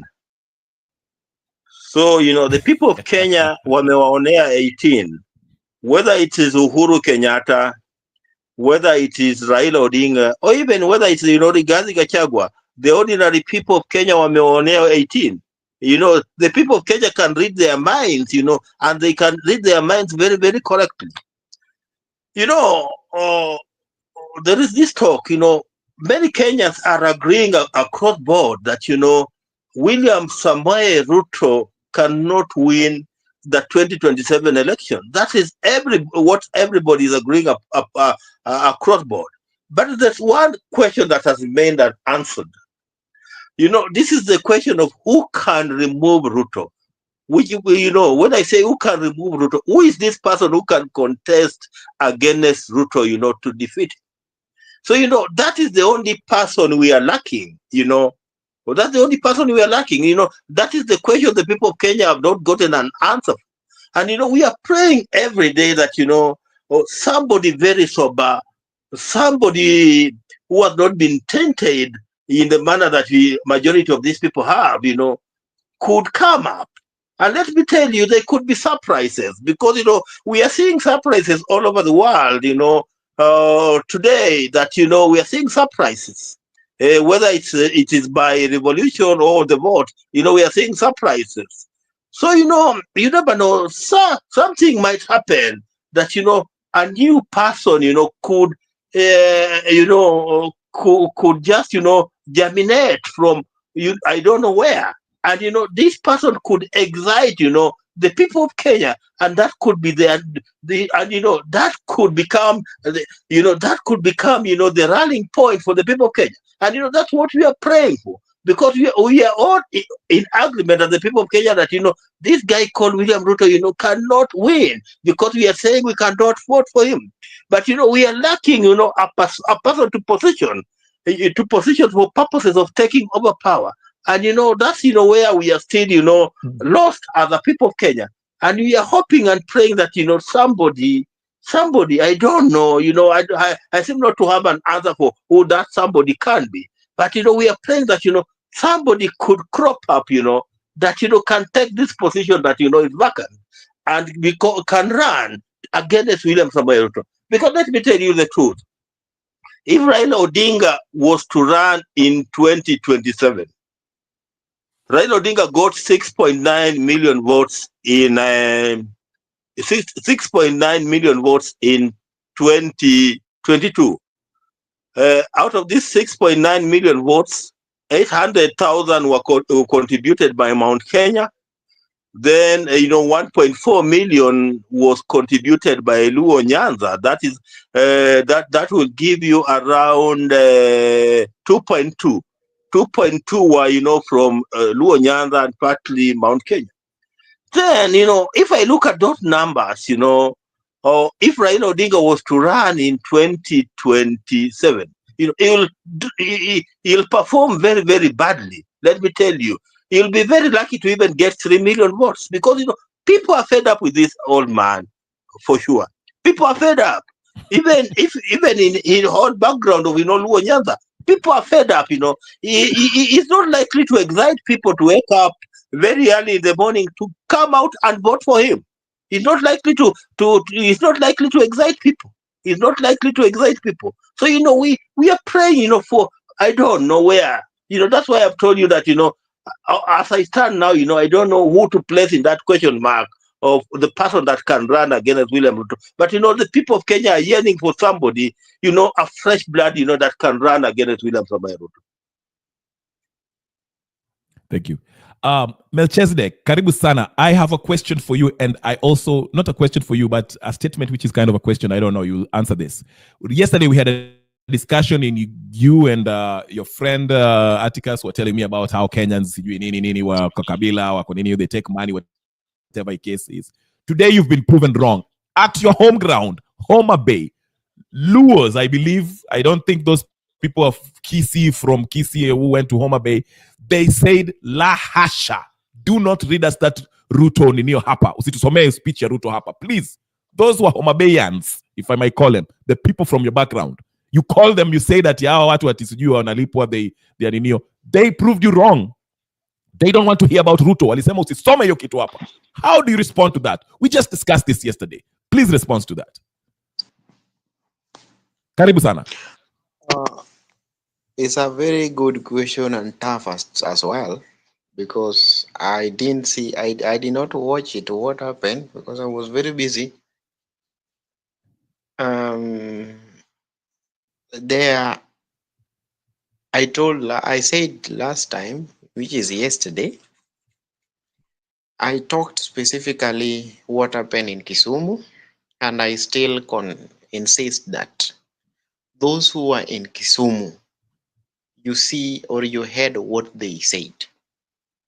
I said the other part of Nyanza, which is other areas, I don't know what they will say, because what we see in Kisumu shows very well that Ruto was welcomed. Right? Everyone was. I disagree. Fine. If you disagree, but go ahead. I didn't mean to stop you. You disagree is fine, no problem. I know, it's fine. But when we are looking the ground as we speak, you know, the Gen Zs are the people that are making Ruto to have sleepless. And this is the truth. But the other generation that, I don't know, we call them the millenniums or whatever, they're above Gen Z. The mentality that they have, it's still the same, not the way Gen Z are looking things. Last time you said that when you see how Gen Z are doing their things, it's very funny compared to what those days people were doing their own things. And this shows very well that even where they are or where we are now as those who want a change, we are seeing that Gen Z give a very, very clear indication or a picture that we need a change and we need to do what is called the public participation by giving these people the knowledge of what is happening as Ruto and the regime and the old people are doing, so that when it's coming maybe 2027, we will find that those who doesn't have that mentality that Gen Z have should have it, so that when they are going to vote, they know that these people, we don't want them. But these people, they are also remember that they have money, they are doing their own things. They buy people, they do whatever, they will steal. But at the end of the day, we know very well that even Raila comes right now and say that now I want to go as a president, 100%. I know very well that some areas in Nyanza, he will never get the vote because of what he did. But some areas will still support him because all people are not in the same scenario. Some people are still enjoying the lies. You know?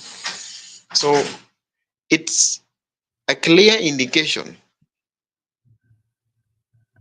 that anything that is taking place right now is between those who think that we are not doing the right thing, we need to do the right thing. And if this thing happen, like people are talking about, hii mdomo ni mbaya. The more we talk about the AU, the more this thing will go until it reach a point where huyu jamaa amefanya nini? Ameenda. Just a minute. Okay. Just a minute. Me or are you talking to somebody else? Anyway, while Melchizedek is dealing with whatever he's dealing with, now there's a huge talk here about this Somali refugees to be. Oh, yep. Okay. I'm back. Yeah. Yeah, sorry. Go ahead. I was Go giving ahead. someone something because I'm leaving now. Okay. I heard how our senior talk, and it is very nice. Now, this is the clear indication that even those who are in the comment section, they understand what is taking place right now. Even if we decide we decide not to talk about this issue, but we have to understand that right now, each and every channel that we have, we are talking one thing. Only one channel is talking about something else. But each and every, if you go to, if there is a lot of channels, there is, how we call it?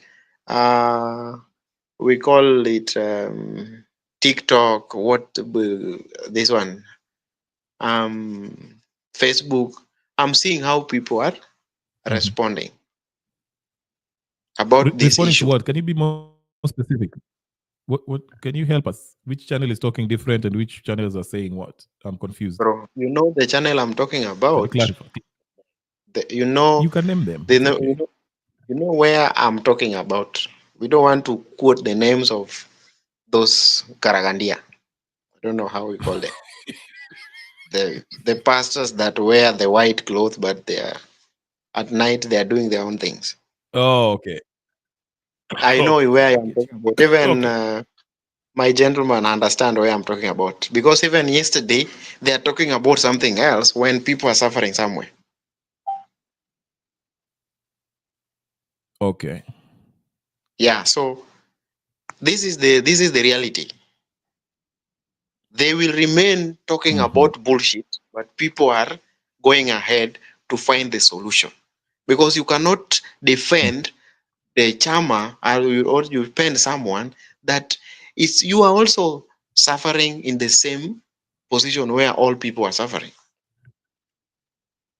You have also to have the Okay. shoe that where people are wearing. So I think that answer you the question you answer me is, I did not say that all Nyanza, as I said specifically in Kisumu, but my area I don't know, because I don't know. I've never been there. Most of my time I spend in Golgotha, so I don't know what is happening down there. Okay. The point I was making is it kind of reaffirms what I was saying with Wangira yesterday, which basically meant what I think that we were basically saying that, Kenya, the poor are being manipulated by this rich, super rich political class. They are buying them and using them anyhow. And you were basically saying that, oh, no. These people know the truth. They're just being stupid by taking that money and clapping and accepting and voting for these leaders. And I was saying these leaders, number one, they rig themselves. We don't even choose them. They rig themselves. And then they use violence, as you've explained to us how they use violence to force people to vote in a certain way. But that's here or there. I was just happy to see, which really dispels this whole notion that Mbadi and Okio Nani Wanda is trying to tell us that, oh, now Luos are in government, now Luos are bad. I don't know, we nonsense. And the people on the ground of Homa Bay came out and say, we don't even want to hear that nonsense from speech from Nani. The same thing, the Embu people didn't even bother to go to the stadium to listen to Nani, to the speech. The same people, the Nyandarua, also did the same thing the Homa Bay people did, which was say, do not read us anything from Ruto. We don't want to hear that nonsense around here, which I like, which shows that we are getting into one page understanding, even huko mashinani wanaelewa kwamba Ruto is the problem. Now, there's two things I want to go to Wangira and ask Wangira. There's this talk that I hear that Ruto is planning to use Somalians, refugee. Sorry. And, Can you play for us the video, because I didn't see it. If you have it, the one for Homa Bay or which one? Yeah, for the Homa Bay or the Nyandarua, any, because I didn't see it. I was very busy today. I will play it very quickly for your own good and your video. Let me start with Nyandarua. Let me start with Embu, actually. This is Embu, then we shall go Neo. Poleni sana. For those of you who are joining, please like the video, share, subscribe, and do all the good stuff as we go on and see what happened today. Kenyans are rejecting Ruto. This was Embu. Hold on. Watu wako kazi bwana, watu wako kazi. Mshida huku mkituambia tukuje ati jamhuri gani? Serikali mlishindwa na kufanya kazi. Nataka kukuja mtuambie nini? Hakuna, kitaki sherehe. Kwanza fanyeni kazi bwana. Watu hayuko. Watu wamengapi? Watu wako kazi. Watu wako kazi. Hii serikali ni ya kunyanyasa bwana. Huku hakuna watu. Ni polisi peke yake, acha waji entertain. Wakae kabisa. Serikali yao ikae huko. Watu wako kazi, watu wako kazi. Hakuna.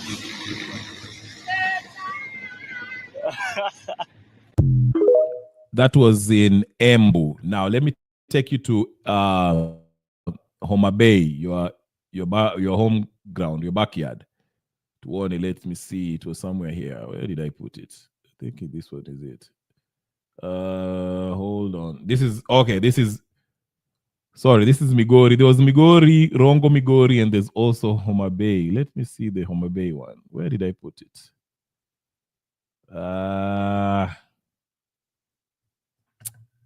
Anyway, let me play the Migori, Rongo, whatever the case is. Where it says Homa Bay. I know, is that Homa Bay County? Rongo, Migori. Somebody help me. It was not Homa Bay, it was Migori. At the time. Okay. Jamani, simwacha tusome speech ya rais.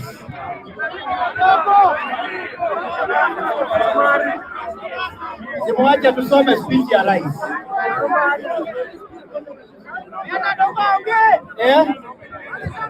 Mwache tu tusome speech ya rais. Sawa, asante. Haya, thank you. Before I continue, there's somebody screaming on the background side when he's saying, wacha nisome speech ya rais, and somebody is screaming, Alisha kufa. Anyway, let me go.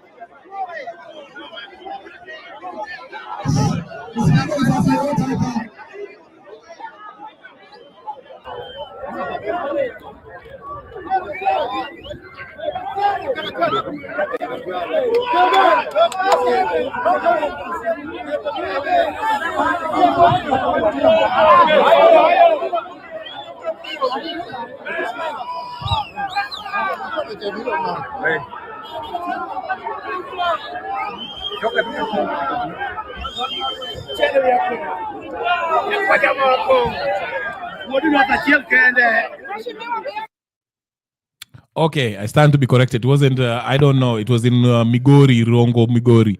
I know Migori is kind of, yeah, their politics is Nino. Was that governor that was accused years back of killing one of the slay queens? I forgot his name. That ODM were trying to get rid of. He was from Migori, I think. Huh? Mbadi. No, not Mbadi, not John Mbadi. Obado. Is it Obado? Is it Obado? Obado, yes. So yes. Migori has, I remember when the ODM were trying to remove him, and the Migori people were actually not very happy with ODM, and I think they re-elected him, Obado, whatever the case is.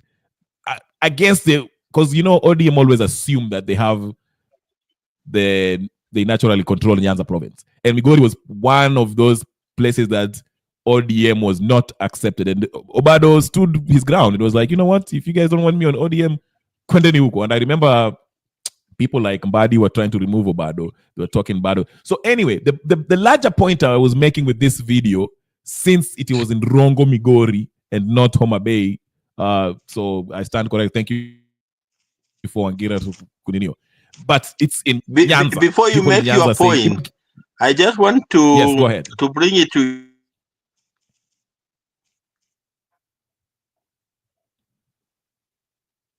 Wangira, we've lost you. Wangira, can you hear me? I will be back. I have something very important. I will be back because I'm working at the same time I'm doing this. So I'm serving 7 masks at a time. Okay. It's 7 hard, don't worry. Okay. Okay, thank you. Wangira, we lost you there. I don't know what's happening. Wangira, can you hear me? Okay. It seems Wangira is not. Wangira, can you fix your audio?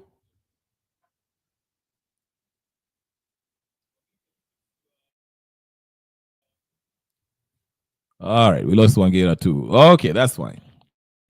Anyways, so that's what we were playing. Let's go back to, as we were saying, as we continue giving you what you need, ladies and gentlemen, brothers and sisters, friends, enemies and comrades, do not forget to like the video, share, comment, and all the good stuff. Hopefully Wangira will join us back. If his simu yake ilikufa, basi tutazidi kumwombea, I charge. But I'm sure he will be back with his point. He had a pregnant point that he wanted to make. Now, in other news, Sifuna lipewa a recognition, a congratulatory, I can't even speak. Here, as you can see, Senator Edwin Sifuna conferred the order of the Golden Warrior Award by President Ruto. Yes. Thank you for reminding me what you're telling me about the Somali chief negus. This is what I was trying to ask Wangira, because there seems to be this idea that Ruto is planning on, bringing in a bunch of Somali refugees to help tilt the vote in 2027. I had that comment by Boniface Mwangi, which kind of caused a little rift between him and Hanifa, because it was, I think Hanifa took it the wrong way, and some Somalis also took it the wrong way. But I had somebody also comment there, I don't know if it was Chief Negus or KK, that said, Ruto is working on this Somali invasion thing, refugee thing, to register them as voters in 2027. That way it can tilt the results in his favor. I don't know how that is. Maybe it's true. I don't know. I don't have the information. But it's been a growing, murmurs that people are talking about it, saying, this could be a possibility. This is a real possibility. So I don't know. What I can only say about that is, if he's going to bring these so-called Somali refugees, he will have to bring a bunch of them, a lot of them. lots of them, because I mean, hii itakuwa landslide. Hii maneno itakuwa landslide tukienda 2020 2027, because the majority of people, if we get there, I doubt if Ruto will get there, but if we get there, the majority of Kenyans will come out in droves to try to make sure that Ruto atolewe. So I don't know how this is play out. Tutaona how it goes. Anyway, what was the next thing I wanted to do? I'm forgetting. Anyway, it's been